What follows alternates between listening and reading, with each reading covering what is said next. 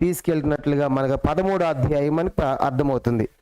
మొత్తం మనము పౌలు యొక్క ప్రయాణాలు మొత్తము ప్రధానముగా మూడు ప్రయాణాలు చేసినట్లుగా మనం చూస్తాము. మొదటి 3 కూడా సువార్త ప్రయాణాలు కనుక, అంటే మొదటి మిషనరీ ప్రయాణం. ఇవి ఎక్కడి నుంచి ఎక్కడ ప్రారంభమై ఎక్కడ ముగుస్తున్నాయి కూడా గత వారం మనం చూసుకున్నాం, ఉపోద్ఘాతంలో చెప్పా. కనుక మొదటి ప్రయాణము పౌలు మొత్తము మనకి ప్రధానంగా 3 ప్రయాణాలు చేసినట్టు మనకు అర్థమవుతుంది. మొదటి ప్రయాణం వచ్చేసి మొదటి మిషనరీ ప్రయాణం. మొదటి మిషనరీ ప్రయాణం ఎక్కడ ప్రారంభమవుతుందంటే 13వ అధ్యాయము అపోస్తలుల కార్యములు 13వ అధ్యాయము 4వ వచనంతో ప్రారంభమయ్యి ఈ ప్రయాణము 14వ అధ్యాయము 26వ వచనంతో ముగుస్తుంది. ఇది మొదటి సువార్త మిషనరీ ప్రయాణం.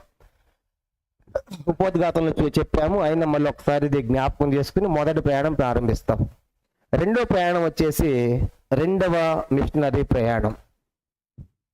రెండవ మిషనరీ సువార్త ప్రయాణము ఇది అపోస్తలుల కార్యములు గమనించమంటే 15వ అధ్యాయము 40వ వచనంతో ప్రారంభమవుతుంది. 15వ అధ్యాయము 40వ వచనంతో ప్రారంభమై మనం గమనించమంటే 18వ అధ్యాయము 22వ వచనంతో ముగుస్తుంది. ఇది రెండవ మిషనరీ సువార్త ప్రయాణం. ఇక మూడవ మిషనరీ సువార్త ప్రయాణం ఎక్కడ ప్రారంభమవుతుందంటే మూడవ మిషనరీ సువార్త ప్రయాణం ఇది వచ్చేసి 18వ అధ్యాయము 23వ వచనంతో ప్రారంభమవుతుంది. 18వ అధ్యాయము 23వ వచనంతో ప్రారంభమయ్యి 21వ అధ్యాయము 17వ వచనంతో ఇది ముగుస్తుంది. కాబట్టి పౌలు చేసినటువంటి ఈ ముఖ్యమైన 3 ప్రధానమైన ప్రయాణాలు, ఇవి ఎన్ని కిలోమీటర్లు, ఎంతకాలం పట్టింది అనేది ఒక్కొక్కటి చెప్పినప్పుడు వివరంగా ఆ డీటెయిల్స్ కూడా మనం తెలుసుకుంటాం. ఇది కనీసం ఎన్ని సంవత్సరాలు పట్టింది, తర్వాత ఎన్ని మైళ్ళు లేకుంటే ఎన్ని కిలోమీటర్లు ఈ ప్రయాణం చేశారనేది కూడా ఒక్కొక్క డీటెయిల్గా అది చెప్పే రోజు మనం చూస్తాం. కాబట్టి ఇప్పుడు ప్రధానంగా ఈ 3 ప్రయాణాలే చెప్తారు కనుక చాలామంది. ఇక్కడ మొదటి ప్రయాణము 13వ అధ్యాయము 4తో ప్రారంభమయ్యి 14వ అధ్యాయము 26తో ముగుస్తుంది. ఇది మొదటి మిషనరీ సువార్త ప్రయాణము. రెండోది వచ్చేసి 15వ అధ్యాయం 40తో ప్రారంభమయ్యి 18వ అధ్యాయము 22వ వచనంతో ముగుస్తుంది. ఇది రెండవ మిషనరీ సువార్త ప్రయాణం. మూడోది వచ్చేసి 18వ అధ్యాయము 23వ వచనం నుంచి ప్రారంభమయ్యి 21వ అధ్యాయము 17వ వచనంతో ముగుస్తుంది. ఇది మూడవ మిషనరీ సువార్త ప్రయాణం. ఆ తర్వాత 4వ ప్రయాణం కూడా ఒకటి ఉంది, అది రోమా ప్రయాణము. ఇప్పుడు ఏంటంటే ఇది రోమా ప్రయాణం. చివరికి పౌల్ని రోమా తీసుకెళ్తారు కాబట్టి కైసర్ దగ్గరికి. ఇది వచ్చేసి 27వ అధ్యాయము మొదటి వచనంతో ప్రారంభమయ్యి 28వ అధ్యాయము 16వ వచనంతో ముగుస్తుంది. కాబట్టి ఇది వచ్చేసి ఏం ప్రయాణం, ఇది రోమా ప్రయాణము. చివరికి పౌలు కనుక రోముకి చేరుకుంటాడు. కాబట్టి మనం ఇప్పుడు అందరు చెప్పేది ప్రధానంగా ఈ 3, ఎందుకంటే ఎక్కువ పౌలు చేసింది కాబట్టి 3 అంటారు. కానీ ఇది కూడా మనం ఆలోచించాలి కనుక చెప్తాం కాబట్టి ఇది 4వ ప్రయాణం మనం అనుకుంటాం. కనుక మనం పౌలు చరిత్ర తెలుసుకుంటాం కాబట్టి అపోస్తలుల కార్యాలు ఇది 4వ ప్రయాణంగా అనుకుంటాం. 5వ ప్రయాణం కూడా ఉంది, దీనికంటే ముందు చేసింది. 5వ ప్రయాణం ఏంటంటే దమస్కు ప్రయాణము. చెప్పండి ఏంటంట దమస్కు అంటే పౌలు మారక ముందు కనుక చేశాడు కదా. కనుక ఎక్కడికి వెళ్ళాడు ఆయన? యెరూషలేము నుండి దమస్కు వెళ్తున్నాడు. కాబట్టి అంటే మొత్తం మనం ఈ గుర్తు పెట్టుకోవడానికి ఎన్ని ప్రయాణాలు అనుకోవాలి మనము? 5 ప్రయాణాలు. మొదటిది దమస్కు ప్రయాణము, మారిన తర్వాత మొదటి మిషనరీ ప్రయాణం. ఇది వచ్చేసి 9వ అధ్యాయం అపోస్తలుల కార్యములు 9వ అధ్యాయంలో మనకు దమస్కు ప్రయాణం మనకు కనబడుతుంది. కాబట్టి పౌలు మొత్తము ఎన్ని ప్రయాణాలు చేశాడు అనుకోవాలి మనము? 5 ప్రయాణాలు. మొదటి మిషనరీ ప్రయాణాలు చాలా ప్రాముఖ్యమైనవి. ఆ తర్వాత రోమా ప్రయాణం అనుకుంటే దానికంటే ముందు చేసింది ఆయన దమస్కు ప్రయాణం. కాబట్టి ఈ 5 కూడా మనం గుర్తుపెట్టుకోవాలి. యాక్చువల్లీ చాలామంది ఈ ఫస్ట్ది కింద చెప్పరు, కానీ ఈ మూడు చెప్తారు. కానీ మనకు అర్థం కావడం కోసము ఇవి కూడా చేశారు కాబట్టి పౌలు, ఇవి కూడా పౌలు చేసిన ప్రయాణాలే కాబట్టి ఇది గుర్తుపెట్టుకుంటాము. ఈ 5 ప్రయాణాలు చేశాడు. దీంట్లో మనం ఈరోజు ఈ మొదటి మిషనరీ ప్రయాణాన్ని మనం ప్రారంభిస్తున్నాం. కాబట్టి ఇప్పుడు 13వ అధ్యాయానికి వచ్చాం కాబట్టి మనకి ఈ మొదటి మిషనరీ ప్రయాణం మనకు ప్రారంభిస్తాం. ఈరోజు మొదటిది. ఈ మొదటి మిషనరీ ప్రయాణము ఎక్కడి నుంచి ప్రారంభమవుతుందో ఎలా ముగుస్తుందో కూడా మనం చూస్తాం. మనం గమనించామంటే ఈ అపోస్తల కార్యములు 13వ అధ్యాయం అందరు తీయండి. అపోస్తల కార్యములు, ఇప్పుడు నేను చెప్పినవన్నీ కూడా ఉపోద్ఘాతంలో చెప్పాను, అయినా ప్రయాణాలకు వచ్చాం కాబట్టి మళ్ళీ ఒకసారి రివిజన్గా అవి మీకు గుర్తు చేశాను కనుక ఎక్కడి నుంచి ఎలా ముగుస్తున్నాయి అనేది. కాబట్టి ఇప్పుడు మనం ఆ యాక్చువల్లీ దమస్కు ప్రయాణం అంతా అయిపోయింది, మనం ధ్యానం చేసాం, అయిపోయింది 9వ అధ్యాయము. ఇప్పుడు ఈ 3 ప్రయాణాలు, రోమా ప్రయాణం కూడా మనం ధ్యానం చేయాలి. ఇప్పుడు అపోస్తల కార్యములు 13వ అధ్యాయం అందరు తీయండి. అపోస్తల కార్యములు 13వ అధ్యాయము గమనించామంటే మొదటి వచనం, మొదటి అపోస్తల కార్యములు 13వ అధ్యాయం మొదటి వచనం. అపోస్తల కార్యములు 13వ అధ్యాయము మొదటి వచనం చదవండి. అంతియొక్కలోనున్న సంఘములో బర్నబా, నీగేరనబడిన సుమియోను, కురేనీయుడైన లూకియా, చతుర్థాధిపతిని హేరోతో కూడా పెంచబడిన మన యేసు అను ప్రవక్తలను, సౌలును అను ప్రవక్తల బోధకులను ఉండిరి. ఇప్పుడు మనం గమనించామంటే ఇక్కడ మొత్తం మనకి ఎంతమంది కనబడుతున్నారు?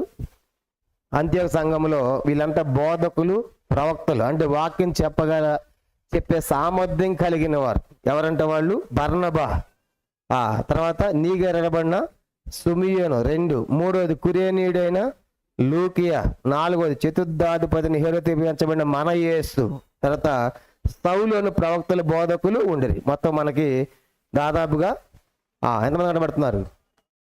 కనబడుతున్నారు. కాబట్టి ఇప్పుడు వీళ్ళంతా కూడా ఏ సంఘములో ఉన్నారు? అంతియొకయ సంఘములో ఉన్నారు. చెప్పండి, ఏ సంఘం అంటే ఇది? అంతియొకయ సంఘము. తర్వాత ఇప్పుడు మనం ఆలోచించాల్సినటువంటి ఒక విషయం ఏంటంటే, దేవుని సంఘం అనేది ఒక జీవజల నదిలాగా ప్రవహిస్తుంది. మనం చూసాం దేవుని సంఘం ఎలా ప్రవహిస్తుంది. ఇప్పుడు ఇది ఒక జీవజల నది. ఎక్కడ పుట్టింది ఇది? యెరూషలేములో పుట్టింది. చెప్పండి, ఎక్కడ పుట్టింది ఇది? యెరూషలేములో పుట్టింది. దాన్ని ఎవరు ఆపలేకపోతున్నారు, చూసారా? కనుక అక్కడ ప్రారంభమయ్యి కనుక 120 మందితో ప్రారంభమయ్యి 3000 మంది, 5000 మంది అలా మల్టిప్లికేషన్ అవుతాయి. ఇప్పుడు అది ప్రపంచవ్యాప్తముగా ఈ జీవజల నది ప్రవహిస్తూనే ఉంది. ఇక్కడ దాకా కూడా వచ్చింది. కాబట్టి దాన్ని ఎవరు ఆపలేదు. ప్రపంచం అంతటా కూడా ఈ యొక్క జీవజల నది ప్రవహించినట్లుగా మనం చూస్తాం. తర్వాత పౌలు గారి ప్రయాణాలు మనం ధ్యానం చేస్తున్నాం కాబట్టి కనుక పౌలుకి పౌలు మారక ముందున్న పేరేంటి? సౌలు. కనుక సౌలు అనేది హీబ్రూ పదం. చెప్పండి, సౌలు అనేది ఏంటి? హీబ్రూ పదము. పౌలు అనేది గ్రీకు పదం, కనుక గ్రీకు నామం. కాబట్టి మారక ముందు సౌలు, మారిన తర్వాత పౌలు. కాబట్టి సౌలు అనేది హీబ్రూ పదము, పౌలు అనేది గ్రీకు పదం. కాబట్టి పౌలు గారి ఈ 13వ అధ్యాయం మనం ఏం గుర్తుపెట్టుకోవచ్చు అంటే, ప్రధానంగా పౌలు గారి ప్రయాణాలు ప్రారంభమవుతున్నట్లుగా మనకు 13వ అధ్యాయము మన జ్ఞాపకం చేయబడుతుంది. కాబట్టి పౌలు గారి ప్రయాణాల ప్రారంభము, లేదంటే పరిశుద్ధాత్ముని కార్యాలని కూడా మనము చెప్పవచ్చు. కాబట్టి ఇది అనవచ్చు. కాబట్టి ఇది మొత్తము, ఈ అధ్యాయం మొత్తము మనకు 13వ అధ్యాయం అంతా కూడా 52 వచనాలు ఉన్నాయి. చెప్పండి, 13వ అధ్యాయం ఎన్ని వచనాలు ఉన్నాయి? 13వ అధ్యాయము 52 వచనాలు ఉన్నాయి. దీన్ని మనము 4 ముఖ్యమైన భాగాలుగా మనము డివైడ్ చేస్తాం. ఈ 13వ అధ్యాయం మొదటి 3 వచనాలు, 13వ అధ్యాయము మొదటి 3 వచనాలు మొదటి భాగంగాను, రెండవ భాగం వచ్చేసి 4 నుంచి 12 వచనాలు, మూడో భాగం వచ్చేసి 13 నుంచి 41 వచనము, 4వ భాగం వచ్చేసి 42 నుంచి 52 వరకు. కాబట్టి మనకు మొత్తము ఈ అధ్యాయము 52 వచనాలు ఉన్నాయి. ఈ 52 వచనాలను కూడా మనము 4 భాగాలుగా మనం విభజించి మనము ధ్యానం చేయబోతున్నాం.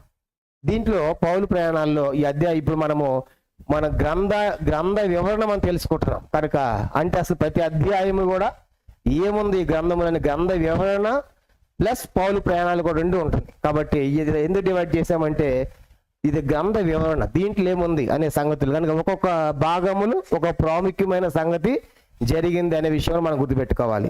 కాబట్టి పౌలు ప్రయాణాల్లో ఇంతవరకు అని అనుకోకూడదు కనుక ఇది 13 అధ్యాయం మాత్రమే. అది ఎక్కడ దాకా జరిగింది ప్రయాణం 14 అధ్యాయము 26 దాకా ఉంది కానీ కంటిన్యూషన్ ఉంది. కాబట్టి అంటే మనం గ్రంథ వివరణ తెలుసుకుంటున్నాము, దాంట్లోని పౌలు యొక్క ప్రయాణాలు కూడా తెలుసుకుంటున్నాం అనేది గుర్తుపెట్టుకోవాలి. సరే, ఇప్పుడు ఈ 13 అధ్యాయం మొత్తం 52 వచనాలు ఉంది. దీన్ని మనం 4 భాగాలుగా మనము డివైడ్ చేసాం. మొదటి 3 వచనాలు ఒక భాగం అయితే, 4 నుంచి 12 వచనాలు రెండో భాగము, 13 నుంచి 41 వచనాలు మూడో భాగంగాను, 42 నుంచి 52 వచనాలు 4వ భాగంగా మనం దీన్ని ధ్యానం చేయనంటున్నాం. సరే, ఇప్పుడు మనం గమనించామంటే ఈ పౌలు యొక్క ప్రయాణాలు మొదటి 3 వచనాలకు మనము టైటిల్ ఏమని రాసుకోవచ్చు అంటే మొదటి 3 వచనాలకి మొదటి సువార్త ప్రయాణ ప్రారంభము. మొదటి దానికి టైటిల్ మొదటి సువార్త ప్రయాణ ప్రారంభము.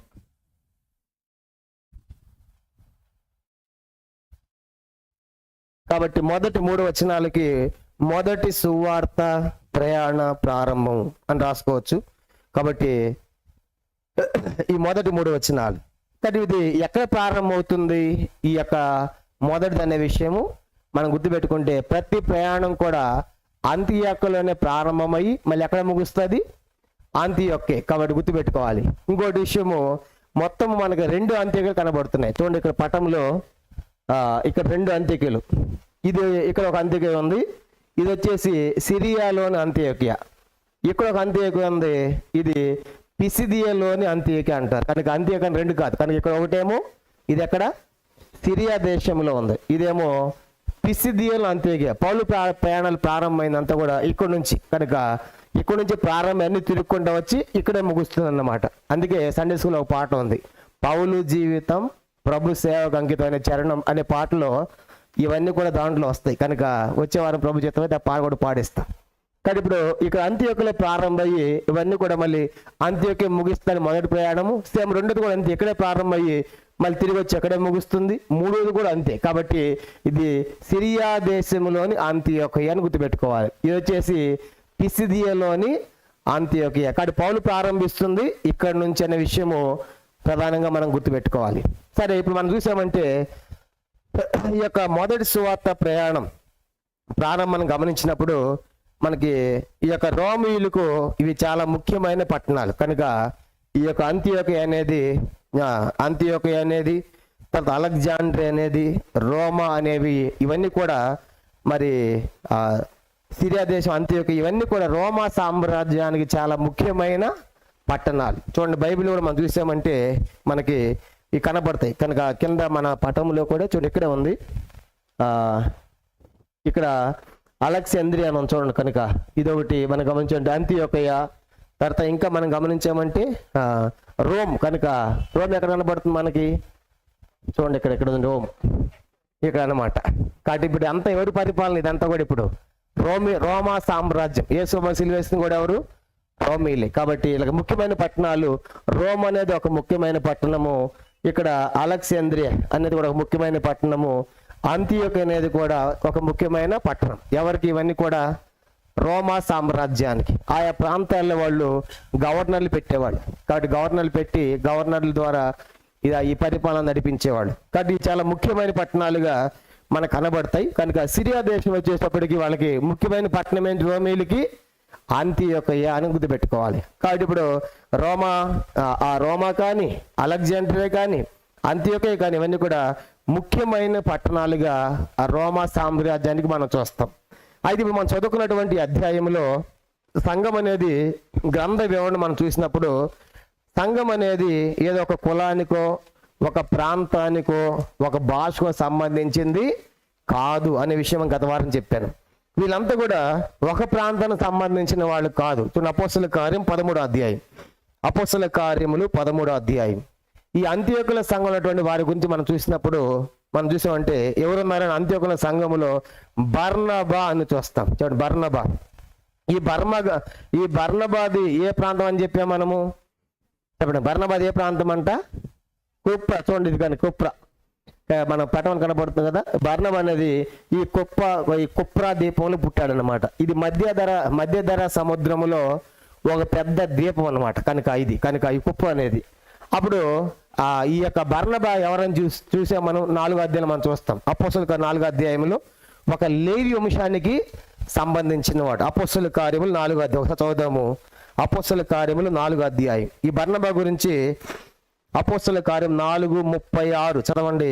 కుప్రోలో పుట్టిన లేవీయుడగు యోసేపును ఒకడు ఉండెను. చాలండి. కనుక ఎక్కడ పుట్టాడంటే ఈ యొక్క బర్నబా యొక్క సొంత ప్రాంతం ఏంటి? కుప్రా. అయితే రాజుల చరిత్ర మనం చదివినప్పుడు ధ్యానం చేసినప్పుడు చెప్పాను, రాజుల చరిత్రలో యూదులు ఫైనల్కి చివరికి ఏమైపోయారు? ప్రపంచ దేశాలకు చెదిరిపోయారు. అలా చెదిరిపోయినప్పుడు ఈ ప్రాంతానికి ఎవరు వచ్చారంట? లేవి వంశస్థులు. ఏ ప్రాంతానికి వచ్చారు? ఇక్కడ లేవి వంశస్థులు ఒక కుటుంబం, బర్నబా కుటుంబం అనుకుంటే ఏ ప్రాంతానికి వచ్చారంట? వీళ్ళు ఈ కుప్రాకు వచ్చారు. కాబట్టి ఎక్కడ ఈ లేవీలు ఎక్కడ వచ్చారని మీ ప్రశ్న రావచ్చు. ఎప్పుడు వచ్చారంటే వీళ్ళు ఆ యూదులో బబులోను వచ్చి యోధావారి మీద దాడి చేసినప్పుడు, అషూరీలు వచ్చి ఇశ్రాయేల్ మీద దాడి చేసినప్పుడు ఈ యూదులు ఇశ్రాయేల్ ప్రపంచ దేశాలకు చెదరిపోయారు. అలా చెదరిపోయి ఆ ప్రాంతాల్లో వాళ్ళు సెటిల్ అయిపోయారు. సెటిల్ అయిపోయిన తర్వాత వాళ్ళ పుట్టిన పిల్లలే వీళ్ళన్నమాట. అందుకే ప్రపంచ వ్యాప్తంగా యూదులు ఉన్నారు. కానీ వీళ్ళకి ఒక నియమం ఉంది. ఏ దేశంలో ఉన్నప్పటికి కూడా పస్కా పండుగ రాగానే ఎక్కడికి రావాలి? అందరూ యెరూషలేముకి వస్తారు. కనుక అది ఖచ్చితంగా ఏ దేశంలో ఉన్నప్పటికి కూడా ఖచ్చితంగా పస్కా పండుగ వస్తుందని కానీ అందరూ కూడా యెరూషలేము చేరుకుంటారు. దీపములో ఉన్న, దీవిలో ఉన్న ఏ దేశంలో కూడా అందరూ వస్తారు. అందుకే 2వ అధ్యాయంలో మనం చూసాం, పేతురు గారు ప్రసంగించినప్పుడు ఆకాశం కింద నుండి ప్రతి జనములు వచ్చినట్లుగా. కాబట్టి ఇప్పుడు ఈ కుప్రాలో వాళ్ళు ఎందుకు వెళ్ళారు? లేవీలు ప్రశ్న మీకు రాకుండా వీళ్ళు అప్పుడు చెదిరిపోయినప్పుడు వచ్చినటువంటి వాళ్ళే. అలా చెదిరిపోయినప్పుడు కూడా వాళ్ళు ధర్మశాస్త్రాన్ని మర్చిపోలేదు, వాళ్ళ భూభాగాన్ని, వాళ్ళ దేశాన్ని వాళ్ళు మర్చిపోలేదు. కాబట్టి ఇప్పుడు అలా ఈ బర్నబా ఈ ప్రాంతం చెందినవాడిగా మనం చూస్తాం. అంటే బర్నబాదేమో కుప్రా ప్రాంతము, కానీ ఇప్పుడు ఆయన ఏ సంఘములో ఉన్నాడు? అంతియొకయ సంఘములో ఉన్నాడు. తర్వాత ఇంకో వ్యక్తి మనం చూసాం. రెండో వ్యక్తి ఎవరంటే ఆయన ఇంకో వ్యక్తి బర్నబా తర్వాత సుమియోను. కనుక నీగేర్ అనబడిన సుమియోను. ఈ సుమియోను వచ్చేసి నీగేర్ అనబడిన పదంలోనే మనకు కనబడుతుంది. ఇది ఆఫ్రికా ఖండానికి సంబంధించిన వ్యక్తి. కాబట్టి ఆఫ్రికా కాంటినెంట్. కనుక ఈ వ్యక్తి నీగేర్ సుమియోను ఆఫ్రికా దేశానికి చెందిన వాడిగా మనకు అర్థమవుతుంది. తర్వాత ఎవరున్నారు? కురేనీయుడైన లూకియా. కురేనీయుడు అనగా మనకి ఎవరు గుర్తుకు రావాలి? యేసు వారు సిలువ మోసింది కూడా ఎవరు? కురేనీయుడైన ఏ దేశం అయింది? ఆఫ్రికానే కురేనీయుడు. కాబట్టి ఆ వ్యక్తి కానీ ఆఫ్రికా దేశం వచ్చాడు ఆ రోజు యెరూషలేముకి. కాబట్టి ఇప్పుడు కురేనీయుడు అనగా అర్థమవుతుంది ఇతను కూడా ఆఫ్రికా ఖండానికి చెందిన వాడే. కాబట్టి ఇప్పుడు ఈ యొక్క అంత్యోక్య సంఘములో కుప్రాకు సంబంధించిన వాళ్ళు ఉన్నారు, ఆఫ్రికా ఖండానికి సంబంధించిన వాళ్ళు ఉన్నారు. ఇంకా మనం చూసామంటే ఎవరున్నారు? ఇంకా చతుర్థాధిపతి ఏరుతో పిలబడిన మన యేసు అని మనం చూసాం. కనుక ఈ వ్యక్తి ఎవరంటే మనీస్ అనే వ్యక్తి తను పాలస్తీనా భూభాగానికి చెందినవాడు అని కూడా మనం గత వారం చెప్పా. మనీస్ అనేటువంటి వ్యక్తి పాలస్తీనా భూభాగానికి చెందినవాడు. తర్వాత ఇంకెవరున్నారంటే సౌలు. కనుక సౌలు యొక్క సొంతూరు ఏమని చెప్పండి? తార్స్. చూడండి ఇక్కడ మనకు కనబడుతుంది తార్స్. కనుక ఇది సౌలు యొక్క సొంతూరు. తార్స్ అనగానే మనకు ఎవరు గుర్తుకు రావాలి? సౌలు. కుప్ర అనగానే ఎవరు గుర్తుకు రావాలి? బర్నబా. కాబట్టి ఇప్పుడు ఈ తార్సులో పుట్టాడు. కనుక ఈ తార్సులో పుట్టిన ఈయన అంత్యోకులో ఉన్నాడు, కుప్రా పుట్టినటువంటి ఈయన అంత్యోకులో ఉన్నాడు. కాబట్టి ఇప్పుడు ఆఫ్రికా కాంటినెంట్ అంటే ఈ ఐగుప్తు కింద దిగువన ఉంటుంది అన్నమాట. కనుక ఐగుప్తు దిగువన ఎక్కడ ఐగుప్తు దిగునటువంటి ఆఫ్రికాకు సంబంధించి వ్యక్తి కూడా అంత్యోకులు ఉన్నాడు. అంటే ప్రభు యొక్క సంఘం అంటే ఒక దేశానికి, ఒక వంశానికి, ఒక కులానికి కనుక సంబంధించింది కాదు. కనుక ప్రభు సంఘములో అన్ని రకాల ప్రజలు అన్ని దేశస్తులు ఉంటారు. అందుకే ప్రకటన 5 అధ్యాయంలో ఏం చూస్తాము? ప్రతి జాతిలోను ప్రతి ప్రజలోను ఆయన మనుషుల రక్తముతో కొన్నాడని మనం చూస్తాం ప్రకటన 5:10. కాబట్టి దేవుని సంఘం అనగానే కనుక లోకములు ఎన్నో సంఘాలు ఉంటాయి. మా కులం అండి, మా కుల సంఘం అంటారు. కనుక ఇది కుల సంఘం కాదు. కనుక క్రీస్తు సంఘం అనేది ఒక కులానికి సంబంధించింది కాదు. ఇది ఆయన రక్తం ఇచ్చి కొన్నాడు. ఆయన రక్తంలో పుట్టింది ఈ సంఘం. కాబట్టి అందుకే అపోస్తలుల కార్యం 20:28 దేవుడు తన స్వరక్తం ఇచ్చి సంపాదించిన సంఘం. కాబట్టి ఆ సంఘం, అంతేగాని ఇది ఒక కులానికో మతానికి సంబంధించింది కానే కాదు. మనకేమర్థం అవుతుంది? మొదటి వచనంలో దేవుని సంఘములో అన్ని రకాల ప్రజలు ఉంటారు. అందుకే ఒక చరణం కూడా ఉంది కదా, మనమే ప్రభుని పరలోకం అనే పాటలో. నల్లని వారని తెల్లని వారని లేదు, ధనికులని దరిద్రని లేదు, కనుక పేదలని సామాన్యులని సామంతులని లేదు. కనుక యేసు ప్రభు సర్వము, ఆయనే అందరినీ కొన్నాడు. కాబట్టి సంఘములో అన్ని రకాల ప్రజలు ఉంటారు, అన్ని రకాల దేశస్తులు ఉంటారు, అన్ని రకాల భాషలు మాట్లాడేవారు ఉంటారు. కానీ అద్భుతమైన సంగతి ఏంటంటే అన్ని రకాల ప్రజల నుండి కూడా ఒక్కటిగా ఉంటున్నారు. అది అద్భుతం. చూసారా? కనుక చూడండి, ఒకే ప్రాంతం వాళ్ళు ఉండి వాళ్ళు కొట్టుకుంటూ ఉంటారు. కానీ ఇప్పుడు ఇన్ని దేశాలకు సంబంధించిన వాళ్ళు ఎట్లా ఉండాలి ఆ సంఘములో? కానీ ఎట్లా ఉన్నారంటే ఒక్కటిగా ఉన్నారు. ఆరంభ సంఘము, వాళ్ళ భాష వేరైనా, ప్రాంతం వేరైనా, కనుక ఇంకా రకాల పరిస్థితులు వేరైనా, మనమంతా ఎవరము ప్రభు బిడ్డలం. ఆయన రక్తం ఇచ్చి కొన్నాడు, మనమంతా సహోదరులు అనేటువంటి అనుభవంలో ఒక్కటిగా ఉంటుంది. అద్భుతమైన సంగతి. తర్వాత ఇప్పుడు వీళ్ళంతా కూడా ఏదో సాదాసీదా మనుషులు కాదంట. కనుక వీళ్ళంతా ఎవరంటే బోధకులు. చెప్పండి, ఎవరంటే వాళ్ళంతా బోధకులు. కాబట్టి ఇప్పుడు సంఘంలోకి వచ్చిన వాళ్ళు కూడా ఎట్లా తయారవ్వాలి? చెప్పండి, సంఘంలో వచ్చిన ఎట్లా తయారాలి? బోధకులుగా ఉండాలి. అందుకే పౌలు అంటాడు, మీరు ఇంకా పాలు తాగవలసిన వారు గారే ఉన్నారు, కానీ వయసుకు వచ్చిన వారిలాగా లేరు అంటాడు హెబ్రీ 5వ అధ్యాయంలో. అంటే దినదినానికి దేవుని యొక్క వాక్యం వింటున్నటువంటి మనము మంచి బోధకులుగా, ప్రవక్తలుగా, అంటే వాక్యాన్ని చెప్పగలిగే స్థాయికి మనం ఎదగాలి. చాలాసార్లు అన్ని కొడుకులకు వస్తారు, అన్ని పట్టమని అంటారు, కానీ వాక్యం చెప్పండి బ్రదర్ అంటే, అమ్మో వాక్యం అని నేను చెప్పలేను బ్రదర్. ఎప్పుడు 40 సంవత్సరాలు వస్తూ ఉంటాడు. ఈ 4 మాటలు చెప్తే ఏమైంది? ఎప్పుడు బోధకు తయారవుతావు? లోక 6:40 సిద్ధులైన ప్రతివాడు బోధకుని వలె బోధించను. సిద్ధపడాలి కదా. కాబట్టి దేవుని యొక్క వాక్యం మీద ఆశ ఉండాలి కదా నీకు. కనుక నువ్వు సిద్ధపడకపోతే, కనుక నీకు ఆశ లేకపోతే నువ్వు కాలేవు. కానీ ఒక మంచి బోధకుడు అవ్వాలంటే నీకు దేవుని యొక్క వాక్యం మీద ఆశ ఉండాలి. చదువు లోక 6:40 ఏమంటారంటే, ప్రభు చెప్పిన మాట లోకాసు వార్త 6వ అధ్యాయము 40వ వచనం. లోకాసు వార్త 6వ అధ్యాయము 40వ వచనం.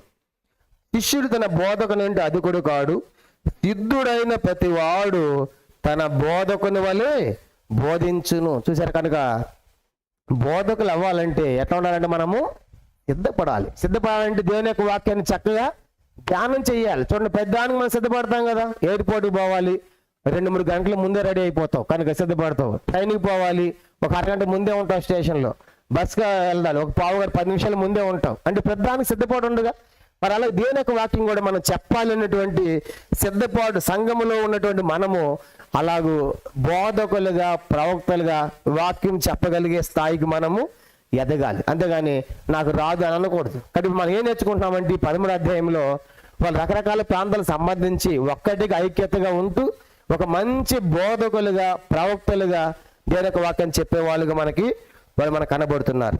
తర్వాత ఈ అంత్యోక్య సంఘం నుంచి కనుక వీళ్ళేమో బోధకులుగా, ప్రవక్తలుగా ఉంటే, మరి అంత్యోక్య సంఘస్థుల గురించి మనం ఏం నేర్చుకోవాలి? బోధకుల్ని, ప్రవక్తలను వాళ్ళు పెంచుతున్నారంటే వాళ్ళకి ఎంత ఖర్చు ఉండాలి? కానీ ఒట్టేటి అవుతారు బోధకులు. ఇప్పుడు మీటింగ్లు పెడతా ఉన్నారు, కనుక ఎంతోమంది బోధకులు వస్తూ ఉంటారు, ఎంతోమంది సేవకులు వస్తూ ఉంటారు.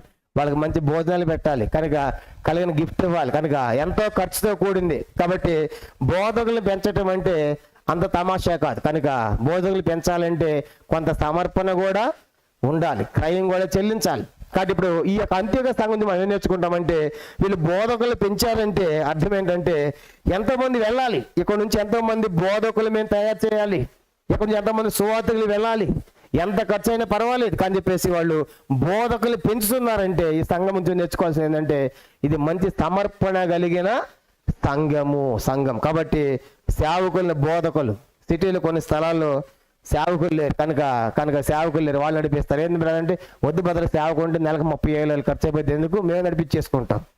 ఎప్పుడు బోధకులు తయారు చేస్తారు కానీ నడిపిస్తే. కనుక అలా కొన్ని ఉన్నాయి. కాబట్టి సేవకులు బోధకులు మనం తయారు చేయాలి. నెక్స్ట్ జనరేషన్ ఉండాలి కదా, అనేకమైన ప్రాంతాలకు వెళ్ళాలి కదా. కాబట్టి ఇప్పుడు ఈ అంత్యక సంఘం చేసుకునే సత్యం ఏంటంటే వీళ్ళు ఎంతో సమర్పణ కలిగిన ప్రజలు. ఎంత ఖర్చైనా పర్వాలేదు, మా సంఘం నుంచి ఇంతమంది బోధకులు మేము తయారు చేసాం, ఎన్నో ప్రాంతాలు మేము పంపిస్తున్నాం అని ఆ సంఘం నుంచి మనము నేర్చుకుంటాం. ఇప్పుడు 2వ వచనం, అపోస్తలుల కార్యం 13వ అధ్యాయం 2వ వచనం చూడండి. వారు ప్రభువును సేవించుచు ఉపవాసము చేయుచుండగా పరిశుద్ధాత్మ నేను బర్నబాను సౌలును పిలిచిన పని కొరకు వారు నాకు ప్రత్యేకపరచుడని వారితో చెప్పాను. ఎవరితో? సంఘం అంతా.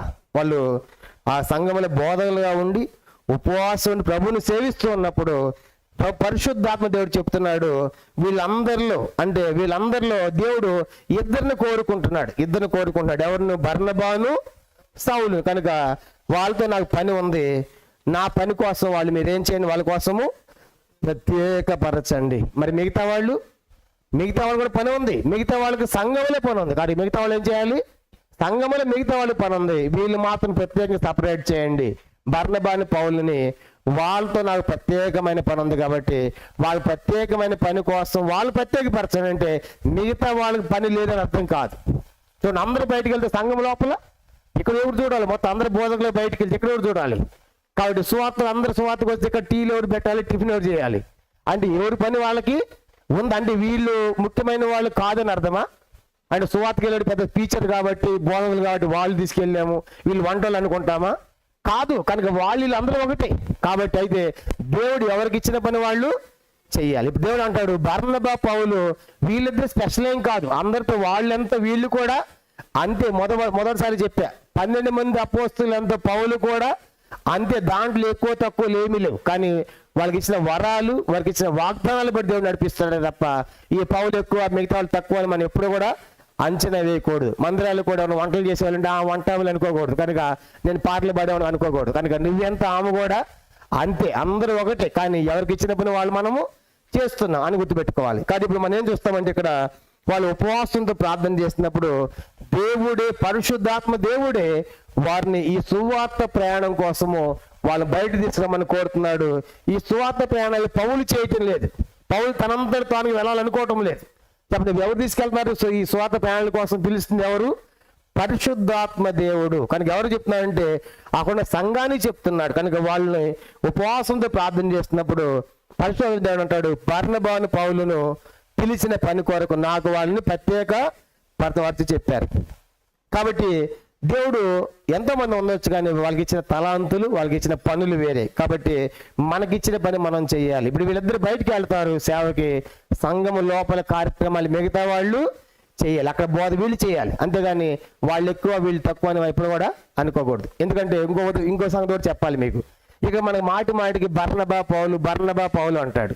వీళ్ళిద్దరిలో బర్నబా సీనియరా, పౌలు సీనియరా? బర్నబానే సీనియర్. కనుక బర్నబానే పౌలను ఆదరిస్తాడు, దగ్గర తీసుకుంటాడు, యెరూషలేములో పరిచయం చేస్తాడు అపోస్తలులకు. మనం చెప్పే గతసారి. అప్పుడు ఎవరు సీనియర్ అవుతారు? ఇద్దరులో పౌల బర్నబానా? బర్నబానే పౌలు. కానీ బైబిల్లో ముఖ్య ప్రసంగి పౌలు అని ఉంటుంది. ఆ ముఖ్య ప్రసంగి ఎవరంట? పౌలు. ఇప్పుడు బర్నబా అనుకోవాలంటే నేను సెకండ్ నా పేరు, ముఖ్య ప్రసంగి పౌలు అయితే సెకండ్ నా పేరు అనుకోకూడదు. బర్నబా అంటే దేవుడు పౌల్ని పిలిచిన పిలుపు వేరే. కాబట్టి నేను ముందే ఉండొచ్చు, నేను పెద్దవాడే కావచ్చు, సీనియరే కావచ్చు, కానీ అతని పిలుపు వేరు, నా పిలుపు వేరు అని బర్నబా ఎప్పుడు కూడా బాధపడేట్టు మనం చూడం. అంటే పెద్దానికి ముందే బర్నబా పౌల్నే పెడతాడు. వాస్తవానికి అంత్య సంఘంలో సేవ చేసినప్పుడు కూడా పౌల్ని తీసుకొచ్చింది ఎవరు? మనం చూసాం 11 పౌల్ని తీసుకొచ్చింది ఎవరు? బర్నబా పోతాడు, తార్సు పోయి పౌలు సేవ చేద్దాం తీసుకొచ్చి నువ్వు ఇంకా సేవ బాగా డెవలప్ అయ్యిందని చెప్పి తీసుకొచ్చి కలిసి అక్కడ సేవ చేస్తారు వాళ్ళు.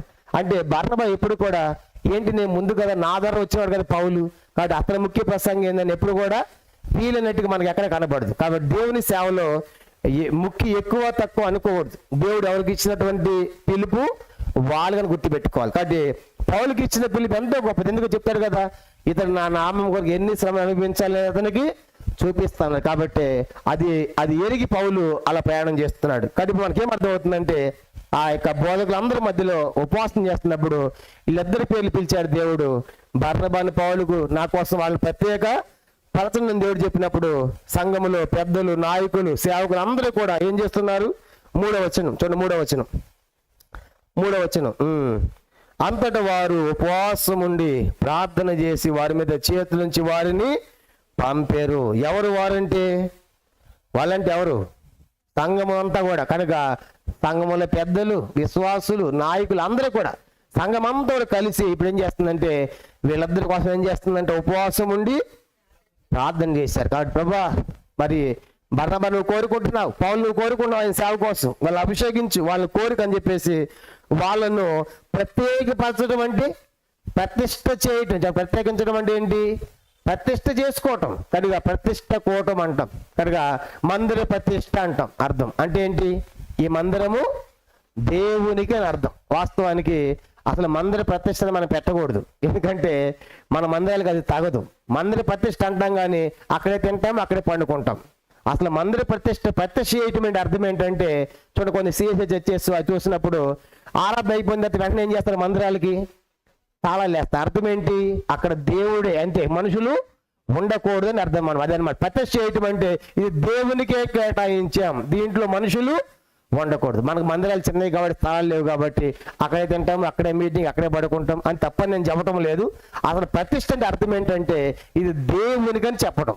వాళ్ళు తాళాలు చెల్లిపోవడం అర్థం ఏంటి? ఇది దేవునికే, మళ్ళీ ఆరాధన కార్యం జరిగితే ఇక్కడ రావాలి మీరు అంటే ప్రతిష్ఠ చేయటం అంటే దేవునికే దాన్ని కేటాయించడం అర్థం. కానీ ఇప్పుడు కూడా అర్థమవుతుందంటే ప్రత్యేకపరచమని అర్థం ఏంటంటే ఇప్పుడు వాళ్ళిద్దరు దేవుని కోసము ప్రతిష్ఠత చేసుకోవటం. కాబట్టి నేను దేవుని కొరకు పంపించేస్తున్నాం. మా మధ్య మా మామయ్య కూతురు ఒక ఆమె సేవకి వెళ్ళింది. వాళ్ళు పెందుకొస్తుకు వెళ్తారు, ఇక్కడ డ్రెస్సులు వేస్తారు. సడన్గా ఒక మా మామయ్యతో పాటు వాళ్ళ పాప కూడా వెళ్తుంది. కనుక అక్కడ సంఘానికి సడన్ ఒకరు పోస్ట్ పెట్టాడు నాకు వాట్సాప్లో. ఏంటంటే ఆ అమ్మాయి ప్రతిష్ఠత కోవటం అన్నాడు. ఏంటన్నా నేను స్టన్ అయిపోయాను. బాగా చదువుకుంది, చాలా స్మార్ట్గా అందంగా ఉంటుంది. కనుక సేవకు పంపించేస్తున్నాడు. ఒక్కడే కూతురు చూస్తే నాకు చూడడం ఒక్కసారి హార్ట్ జల్ అనిపించింది. అరే ఎట్ట పంపిస్తున్నారు? ఇక ఆమెకు పెళ్లి ఉండదు, వీళ్ళు కలుపుకోవడం కూడా ఉండదు, తల్లిదండ్రులు కూడా.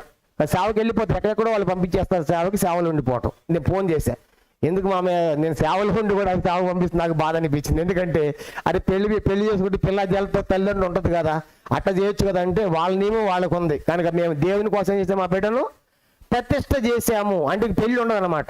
అందుకే ఎత్త కూడా మనం చూస్తాం, తన బిడ్డని చేసిన దేవునికి బలర్పించాడు. అంటే బలర్పించడం అంటే చంపేయడం అని అర్థం కాదు. అక్కడ ఏం చేయడం? దేవుని కోసమే నిలబడిపోవడం, పెళ్లి లేకుండా. కాబట్టి అని అర్థం అనమాట. కాబట్టి ఎక్కడ మనం చూసామంటే దేవుని కోసం ప్రతిష్ఠించడం అంటే వాళ్ళు పెళ్లిళ్ళు చేసుకోరు.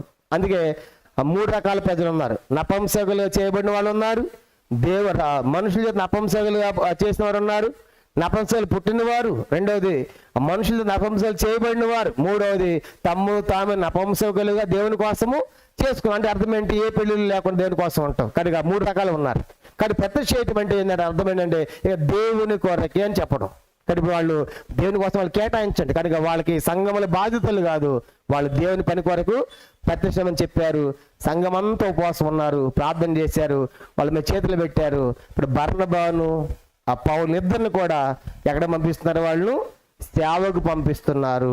కానీ మనం కూడా గుర్తుపెట్టుకోవాలి, మనం కూడా సేవకి వెళ్తున్నప్పుడు ఎవరు చెప్పాలి? మనం కూడా సేవకి వెళ్తున్నప్పుడు ఎవరికి చెప్పాలి? ఎవరికి చెప్పి వెళ్ళాలి? సంఘానికి చెప్పి వెళ్ళాలి. నేను పలానా స్థలానికి సేవకి వెళ్తున్నాను. నేను సేవకు వచ్చేటప్పుడు మా ఊర్లో మా సేవకుని కలిశాను, ఆయన తెలుసు నా సాక్ష్యం అంతా.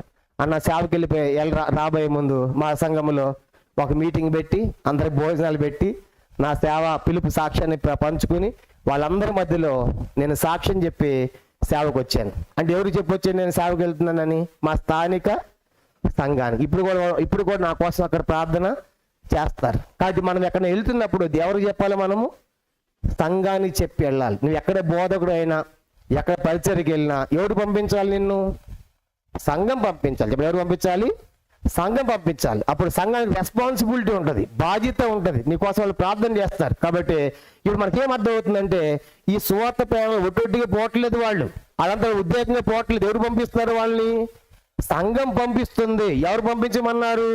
పరిశుద్ధాత్మ దేవుడు పంపిస్తున్నారు. దేవుని ద్వారా సంఘము చేత వీళ్ళు పంపించబడుతున్నారు. అంటే మనకేమర్థమవుతుందంటే ఇక్కడ ఒక క్రమము, నియమము ఉంది. కాబట్టి నాకు వాక్యం వచ్చి కదా నేను వెళ్ళిపోయి చెప్పేస్తా అని అని కుదిరేది కాదు. కాబట్టి ఎక్కడి నుంచి వెళ్తున్నావు నువ్వు, కనుక ఎవరు పంపిస్తున్నారు నిన్ను అంటే చెప్పాలి, మాకు స్థానిక సంఘం ఉంది, కానీ సంఘం నన్ను పంపించిందని చెప్పాలి.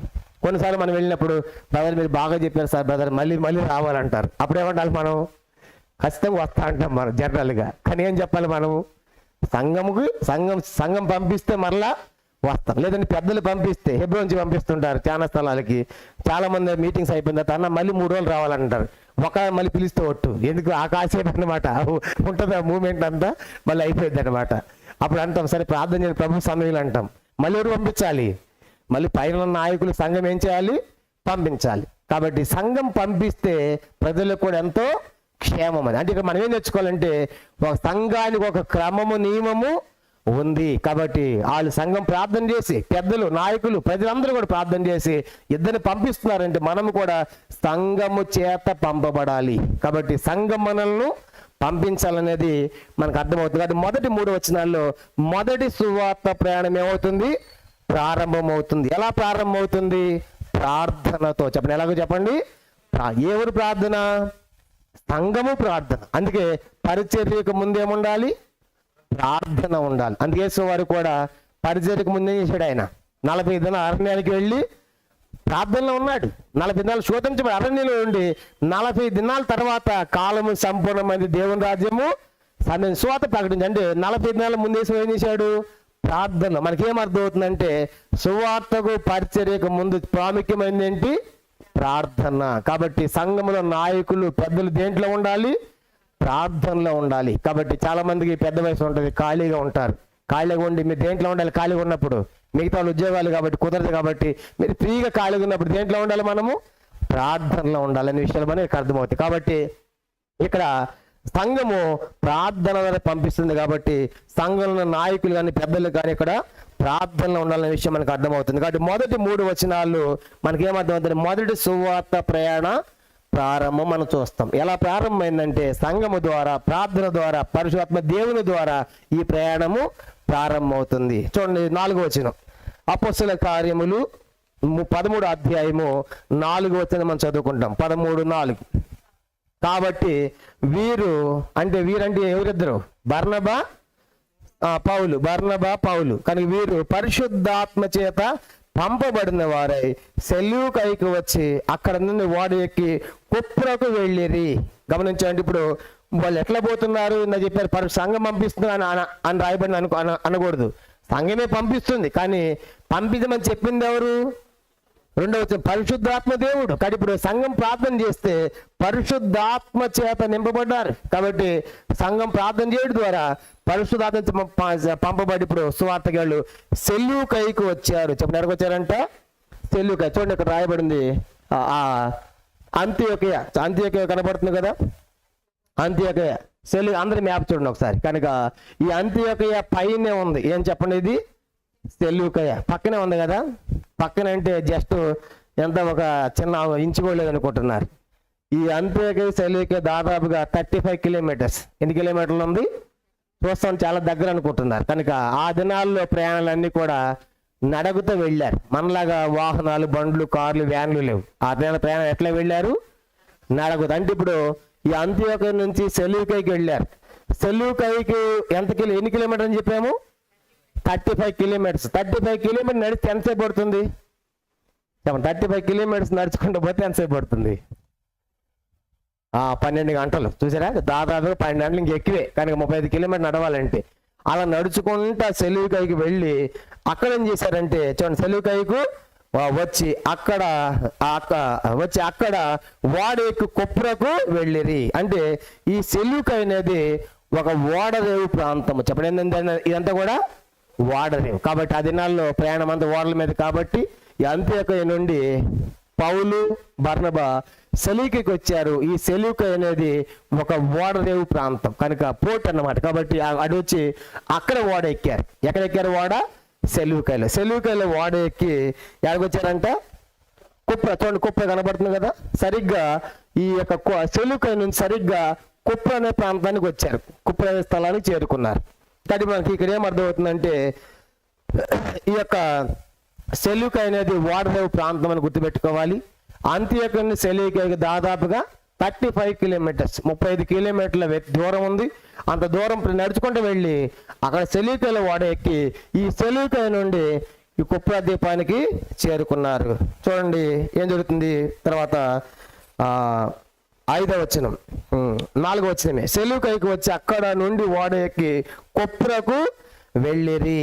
ఈ కుప్ర అనేది మధ్యధరా సముద్రములో ఇది ఒక పెద్ద ద్వీపము. అందరూ చెప్పండి ఇదంతా ఏంటిది? చూడండి ఇది మధ్యధరా సముద్రం. అందరూ ఒకసారి మ్యాప్ చూడాలి. ఇదండి మధ్యధరా సముద్రం. ఈ మధ్యధరా సముద్రములో ఈ కుప్ర అనేది ఒక పెద్ద ద్వీపం, అంటే చుట్టూ నీరు చూడండి. కనుక ఈ మధ్యధరా సముద్రములో ఉన్నటువంటి ఒక పెద్ద ద్వీపమే కుప్ర. గుర్తుపెట్టుకోవాలి, ఇది కుప్ర అనగానే మధ్యధరా సముద్రంలో ఉన్నటువంటి ఒక పెద్ద ద్వీపం అని గుర్తుపెట్టుకోవాలి. కాబట్టి ఇప్పుడు వాళ్ళు అంత్యోక్య నుండి బయలుదేరారు, సెలూకియా దగ్గర నడిచారు, సెలూకియాలో ఓడెక్కారు, సెలూకియాలో ఓడెక్కి అక్కడికి వస్తారు. ఇప్పుడు కుప్రా చేరుకున్నారు. కనుక మధ్య సముద్రంలో అది ఒక పెద్ద ద్వీపం, ఆ ప్రాంతాన్ని చేరుకున్నారు. ఇది రోమా కంట్రోల్లో ఉండేది. చెప్పండి ఏ కంట్రోల్ ఇది అంతా కూడా? అంటే మొత్తం ఇందాక చెప్పాను అంత రోమా గవర్నమెంట్ కదా, కనుక రోమా కంట్రోల్లో ఉండేది ఆ ద్వీపం కూడా. అందుకే అక్కడ ముఖ్యమైన అధికారులు కూడా రోమిలకు సంబంధించిన వారు అక్కడ ఉంటారు. ఇప్పుడు కింద వచ్చి మనం చూస్తాం. కాబట్టి అది రోమా కంట్రోల్లో ఉండేది. ఇప్పుడు ఆ ప్రాంతానికి వచ్చారు కుప్రా. ఇందాక చెప్పాను కుప్రా అనగానే మనకి ఎవరు గుర్తుకు రావాలి? బర్నబా గారి యొక్క సొంత ప్రాంతము. అపోస్తలుల 4వ అధ్యాయము 36, 37 వచనాలు కూడా రాసుకోండి. అది బర్నబా గారి యొక్క సొంత ప్రాంతం కూడా మనము గుర్తుపెట్టుకోవాలి. కానీ ఇప్పుడు ఎందుకు వీళ్ళు ఈ కుప్ర ద్వీపానికి వెళ్తున్నారంటే చూడండి అక్కడ ఒక మాట రాయబడింది 5వ వచనం. అపోస్తలుల కార్యం 13వ అధ్యాయము 5వ వచనం, 13:5 చదవండి. వారు సలమీలో ఉండగా యూదుల సమాజ మందిరములలో దేవుని వాక్యము ప్రచురించుచుండిరి. యోహాను వారికి ఉపచారం చేయవాడే ఉండెను. ఇప్పుడు కుప్రకు వెళ్ళారంటే పౌలు బర్నబా కుప్రకు వెళ్ళారు. కుప్ర ఎవరు సొంత ఊరు? బర్నబా. అంటే ఇప్పుడు మొట్టమొదటి ఏ ఊరికి వెళ్తున్నారు? వాళ్ళ సొంత ఊరికి. ఆ ఇల్లు చూసుకోవడానికి వెళ్ళాడు. ఏమన్నా మా అమ్మ నాన్న ఎట్లా ఉన్నారు, మా బంధువులు ఎట్లా ఉన్నారు అని పోలేదు. మొట్టమొదట కుప్రకు ఎందుకు వెళ్ళారంటే కుప్రలో దేవుని నమ్మిన వాళ్ళు కొంతమంది ఉన్నారు కాబట్టి కొంతమంది నమ్మిన వాళ్ళు ఉన్నారు కాబట్టి వాళ్ళ ద్వారా కొన్ని కమ్యూనికేషన్స్ మనకి తెలుస్తాయి. కనుక రూట్ మ్యాప్ అనేది వాళ్ళు మనకి చెప్తారు, ఎటు వెళ్తే బాగుంటుంది అనేది. అంటే ఇక్కడ మనం నేర్చుకున్న సత్యం ఏంటంటే మనం కూడా సువార్తకి వెళ్తున్నప్పుడు డైరెక్ట్ తెలియని ప్రాంతానికి వెళ్ళకూడదు. మొట్టమొదటి ఎక్కడికి వెళ్ళాలి? ఆ ఊర్లో మాకు తెలిసిన వాళ్ళ దగ్గరికి వెళ్ళాలి. వెళ్తే అప్పుడు వెళ్తే వాళ్ళు మనకు సపోర్ట్ చేస్తారు. వాళ్ళు ఏమంటారంటే చూడండి, ఇప్పుడు కొత్త ప్రాంతానికి వెళ్ళావు, సువార్త ఎవరు తెలియకుండా వెళ్ళిపోయారు, సువార్త చేసిన గొడవ అవుతుంది, నీకు ఎవరు సపోర్ట్ చేయాలి అక్కడ? వాళ్ళు అంటారు అప్పుడు క్రైస్తవ వచ్చి, సార్ మాకు చెప్పొచ్చు, మేము నమ్ముకున్నాం సార్, మాకు ఒక మాట అయితే మేము చూసుకునే వాళ్ళం కదా అని అందరూ వాళ్ళు వచ్చి వాళ్ళు సపోర్ట్ చేస్తారు. అంటే మనం అర్థం చేసుకోవాల్సింది ఏంటంటే మనం కూడా సువార్త ప్రారంభిస్తున్నప్పుడు అది ఏ ఊరో ఏ ప్రాంతం, కొంతమంది ఎవరు క్రైస్తవులు ఉన్నారు, ఎవరు ప్రభువుని నమ్మని ఉన్నారని మనం తెలుసుకుని వాళ్ళ ద్వారా ఆ ప్రాంతానికి వెళ్తే మనకెంతో క్షేమం. ఎందుకంటే వాళ్ళకి అన్నీ తెలుసు, వాళ్ళ పరిస్థితులు లోకల్లో. ఎందుకంటే వాళ్ళు కూడా ప్రభు బిడ్డలేగా, వాళ్ళు ప్రభువుని నమ్మిన వారేగా, వాళ్ళు మనం సపోర్ట్ చేయరా? అవి మేము సువార్త చెప్పడానికి వచ్చాం ఈ ప్రాంతానికి, ఈ సంగతి ఏంటి అన్నప్పుడు సార్ ఈ ప్రాంతం వెళ్ళి ఈ ప్రాంతం వెళ్ళని మనకి గైడ్లైన్స్ ఇస్తారు. ఎందుకంటే వాళ్ళు లోకల్ ఉన్నారు కాబట్టి. కానీ ఇప్పుడు ఈ ప్రాంతానికి ఎందుకు వెళ్ళారంటే మొట్టమొదటి తెలిసిన ప్రాంతానికి మనం వెళ్ళి చెయ్యాలి. అక్కడ నుంచి కమ్యూనికేషన్స్ రూట్స్ అన్ని కూడా మనకి తెలుస్తాయి. కానీ ఇక్కడ మనం కూడా సువార్తలో మనం గుర్తుపెట్టవలసిన విషయం ఏంటంటే మనం కూడా సువార్తకి వెళ్తున్నప్పుడు డైరెక్ట్గా తెలియని ప్రాంతానికి వెళ్ళి చెప్పకుండా, అదే మిషనరీలు కూడా చూడండి, వచ్చిన మిషనరీలు కూడా ఒక ప్రాంతం వెళ్ళిన తర్వాత అక్కడ మిషన్ కాంపౌండ్ ఎక్కడ ఉంది. కానీ మొట్టమొదటి బక్సంగులు కూడా సువార్త సేవ చేసినప్పుడు నార్త్ ఇండియా పోయినప్పుడు మన వాళ్ళంతా ఎక్కడ దిగేవాళ్ళు? మిషన్ కాంపౌండ్లోనే. అప్పట్లో బ్యాప్టిస్ట్ ఇవన్నీ ఉండే కదా, ఆ మిషన్ కాంపౌండ్లో దిగి వాళ్ళ ద్వారా ఆ ప్రాంతం సువార్త ప్రకటించేవాళ్ళు. కానీ మనకి అర్థమైన సత్యం ఏంటంటే వీళ్ళు కూడా బర్నబా సొంతూరని వాళ్ళు వెళ్ళలేదు. ఎందుకు వెళ్ళారు? అక్కడ నమ్మిన వారు ఉన్నారు, తెలిసిన ఉన్నారు కాబట్టి వాళ్ళ ద్వారా మనకు రూట్ మ్యాప్ అనేది అర్థమవుతుందని చెప్పేసి వాళ్ళ ప్రాంతానికి వెళ్ళారు. మనం కూడా సువార్త ప్రారంభించినప్పుడు అది ఎక్కడైనా సరే లోకంలో ఉన్న క్రైస్తవులను మనం సంప్రదించి చేస్తే చాలా బాగుంటుంది, అద్భుతంగా ఉంటుంది. వాళ్ళు మనకు సపోర్ట్ చేస్తారు. ఏమైనా సమస్య వచ్చిందనుకోండి, ఎవరితో మీరు అని చెప్పి వాళ్ళు ఎదురుపడతారు లోపల, ఎందుకంటే లోకల్ వాళ్ళు కదా. కాబట్టి వాళ్ళు లోకల్ ఉంటారు, కానీ సపోర్ట్ మనకు ఉంటుంది కాబట్టి మనం కూడా అలాగే సువార్త చేయాలి. కాబట్టి ఆ రీతిగా అందుకే వాళ్ళు కుప్పకి ఎందుకు వెళ్ళారంటే నమ్మిన వాళ్ళు ఉన్నారు, తెలిసిన ప్రాంతం కాబట్టి తెలిసిన ప్రాంతంతో సువార్త వాళ్ళు ప్రారంభిస్తున్నారు అని గుర్తుపెట్టుకోవాలి. తర్వాత ఇప్పుడు నెక్స్ట్ 5వ వచనం చూడండి. ఆ కుప్రకు వెళ్ళారు కనుక ఆ కుప్పలో ఏం చేశారంటే వాళ్ళు ఆ కుప్రలోనే నెక్స్ట్ తర్వాత వారు సలమీలో ఉండగా యూదుల సమాజ మందిరములలో దేవుని వాక్యము ప్రచురించుచుండిరి. కాబట్టి ఇప్పుడు సలమి అనేది కూడా ఈ కుప్రోనే చెప్పండి. చూడండి, సలమి కూడా ఎక్కడ ఉంది అందరూ చూడాలి. ఈ సలమి అనేది కూడా కుప్రోలో భాగమే. చూసారా, కుప్రోలో ఏ ఊరు ఉంది? సలమి. కనుక ఈ సలమి అనే ప్రాంతం కుప్రలోనే ఉంది. ఈ ప్రాంతం వీళ్ళు ఎక్కడున్నారు? కుప్ర ద్వీపంలో ఉన్నారు. కానీ ఈ ద్వీపంలో సంచరిస్తూ ఏ ప్రాంతానికి వచ్చారు? సలమి అనే ప్రాంతానికి వచ్చారు. ఈ సలమి అనే ప్రాంతం ఏంటంటే ఇది ఒక వాణిజ్య నగరము. చెప్పండి, సలమి అంటే ఏంటిది? సలమి అనేది ఆ దినాల్లో వాణిజ్య నగరం. వాణిజ్య నగరం అంటే అక్కడ వ్యాపారాలు బాగా జరిగేవి. మన భారతదేశ వాణిజ్య నగరం ఏం చెప్పండి? ముంబై. చూసారా, ఎక్కడి నుంచి సమీకరణలు ఎక్కడ దిగాలి? మొట్టమొదట బాంబేనే, కానీ ముంబై. కాబట్టి అక్కడ జరిగిన వ్యాపారం వాణిజ్యం మన దేశంలో అది నెంబర్ ఫస్ట్ ప్లేస్ అన్నమాట. కనుక ముంబై వాణిజ్య నగరం. కానీ ఇప్పుడు దీనికి కూడా వాణిజ్య నగరం ఏంటి? కుప్రదీపానికి కూడా సలమి అనేది ఒక వాణిజ్య కేంద్రంగా మనకి చరిత్రలో అర్థమవుతుంది. ఆ దీపానికి అది ఒక పెద్ద వాణిజ్య నగరం. కాబట్టి సలమి అనే ప్రాంతం. కానీ ఇప్పుడు ఆ కుప్రదీపంలోనే ఆ సలమిలో సంచరిస్తూ ఉంటే నెక్స్ట్ చూడండి ఏం జరిగింది. 13వ అధ్యాయము 5వ వచనం. వారు సలమీలో ఉండగా యూదుల సమాజ మందిరములలో దేవుని వాక్యమును ప్రకటించుచుండిరి. ఇప్పుడు యూదుల సమాజ మందిరమా సమాజ మందిరాలా? అప్పుడు ఏముంది? మందిరాలు అంటే అర్థం ఏంటి? చాలా ఉన్నాయి, ఒకటి కాదు, చాలా మందిరాలు ఉన్నాయి. కనుక చాలా సమాజ మందిరాలు ఉన్నాయి అంటే అర్థం అక్కడ చాలా మంది యూదులు ఉన్నారు. చెప్పండి, ఎవరున్నారు? యూదులు. కనుక ఇప్పుడు చాలా గుళ్ళు ఉన్నాయంటే చాలా మంది క్రైస్తవులు ఉన్నారు. చాలా సమాజ మంది ద్వీపంలో ఉన్నాయంటే అర్థం ఏంటంటే చాలా మంది యూదులు అక్కడ ఉన్నారు. ఆ సమాజ మందిరాలు ఎవరు? యూదులు కట్టుకున్నాయి కదా. కానీ చాలా మందిరాలు ఉన్నాయంటే అక్కడ అర్థం ఏంటంటే ఆ కుప్ర ద్వీపంలో చాలా మంది యూదులు ఉన్నారని మనకి అర్థమవుతుంది. యూదులు ఉన్నారు కాబట్టి వాళ్ళు సమాజ మందిరాలు కూడా వాళ్ళు కట్టించుకున్నారు ఆ ప్రాంతంలో. కాబట్టి ఇప్పుడు ఆ సలమీలో చాలా మంది యూదులు ఉన్నారు. ఇంకో ప్రశ్న ఏంటంటే ఈ యూదుల్లో నుంచి అపోస్తలుల 2వ అధ్యాయంలో పౌలు ప్రసంగించాడు కదా. ఆ యొక్క 2వ అధ్యాయంలో పౌలు ప్రసంగానికి ఇక్కడ నుంచి ఎవరైనా వచ్చి ఉంటారా? ఊహించండి. కనుక అపోస్తలుల 2వ అధ్యాయంలో పౌలు సువార్త చెప్పాడు కదా. 2వ అధ్యాయం మనం చూసే సంఘం ప్రారంభంలో అక్కడికి ఎవరెవరు వస్తారని చెప్పుకున్నాం మనము? ప్రపంచంలోని ఒక మాట చదవండి. అపోస్తలుల 2వ అధ్యాయము 5వ వచనం. అపోస్తలుల 2వ అధ్యాయము 5వ వచనం.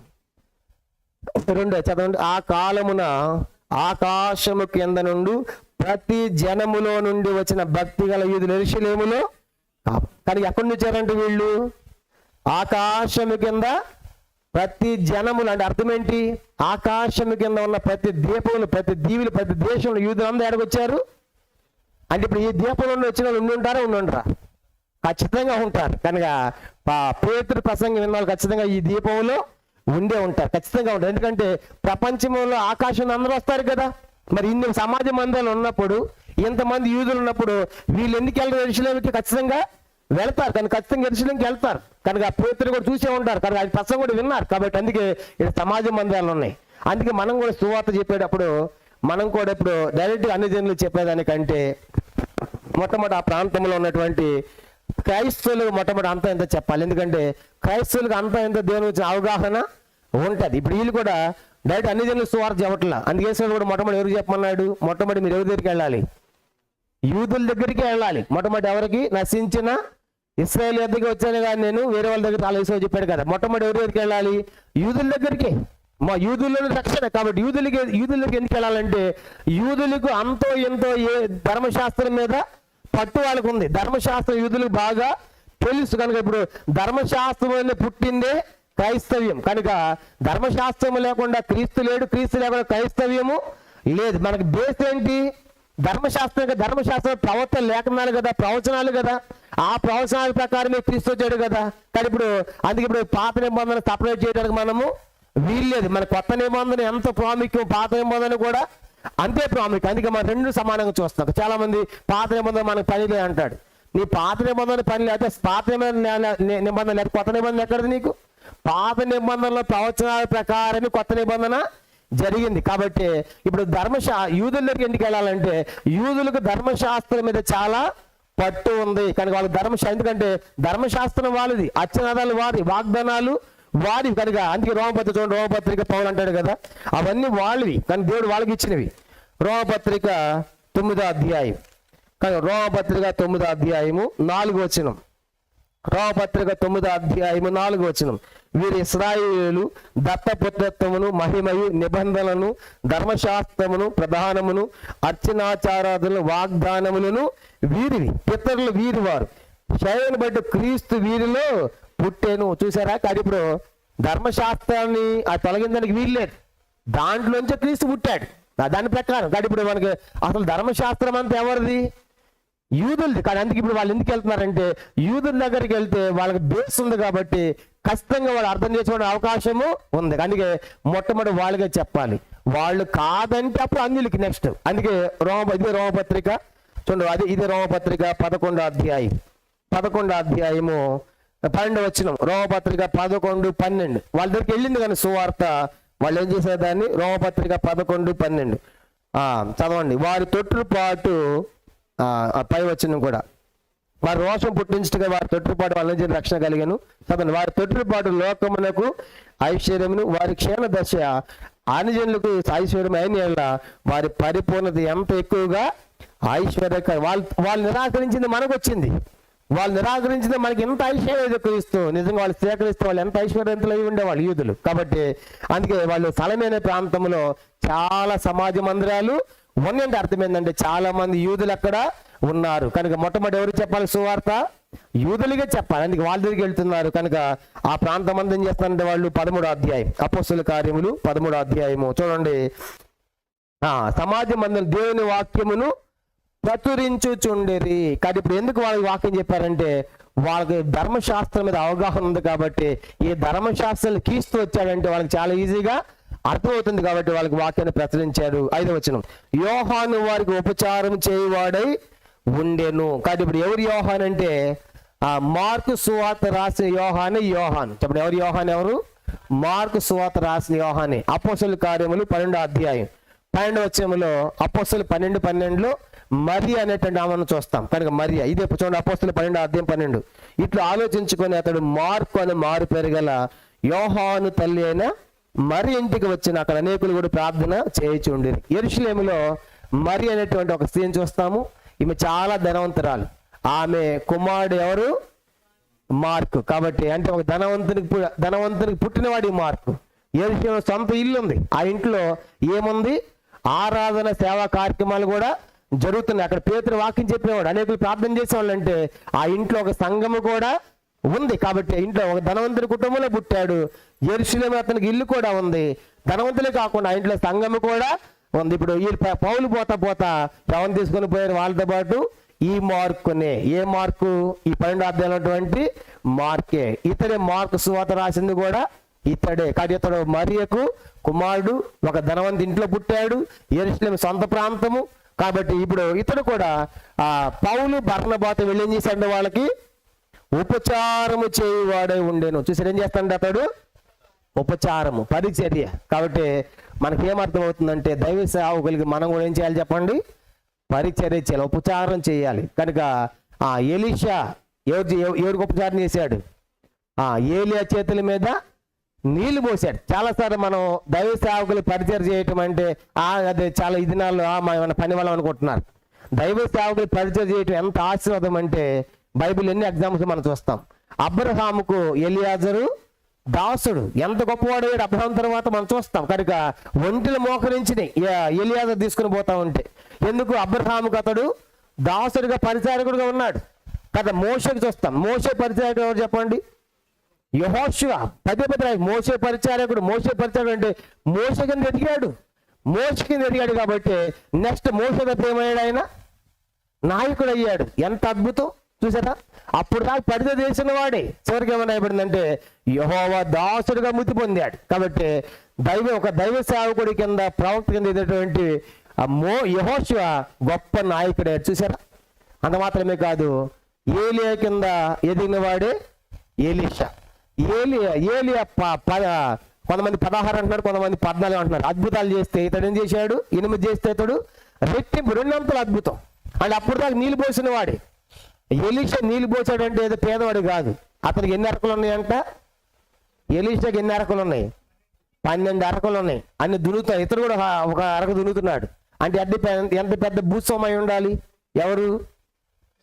అలాంటి వాడు ఏం చేస్తున్నాడు? ఏలే చేతుల మీద పెద్ద భూస్వామి అండి. భూస్వామై ఉండి ఏలే చేతి నీళ్ళు పోస్తున్నాడంటే ఏమి లేకొచ్చాడు ఆయన సేవకి? అన్ని 12 అరకలు దున్నుతున్నాను, దాదాపుగా 600 ఎకరాల పైన ఉండాలి. కనుక అంత పెద్ద భూస్వామి కూడా ఏలే చేతిని నీళ్లు పోసాడు. చివరికి నీ కోరిక ఏం చెప్పాడు? ఆయన ఏమన్నాడు? నాకు నీ పొందిన ఆత్మ నాకు 2 పాళ్ళు. అంటే ఇతడు ఎన్ని చేశాడు? దానికి రెట్టింపు అద్భుతాలు ఎలీషా. అంటే మనకేం అర్థమవుతుంది? పరిచర్య చేసిన వాడు గొప్పవాడు అవుతాడు. యేసు అన్నాడు, ఎందుకు మీలో బోధకులుగా ప్రముఖులుగా ఉండకండి. కనుక ఎట్లా ఉండాలి? మీరు దాసులుగా పరిచర్య ఉండండి. కనుక పరిచర్య చేయండి. కాబట్టి ఎవడు ముఖ్యమైన వాడు ఉండాలనుకుంటాడు వాడు ఏమవ్వాలి? పరిచారకుడు దాసు ఉండాలి. మార్కు సువార్త 10వ అధ్యాయం. మార్కు సువార్త ఒక మాట చదువుదాము. మార్కు సువార్త యేసు చెప్పిన మాట 10వ అధ్యాయము 44వ వచనం. మార్కు సువార్త 10:44 చదవండి.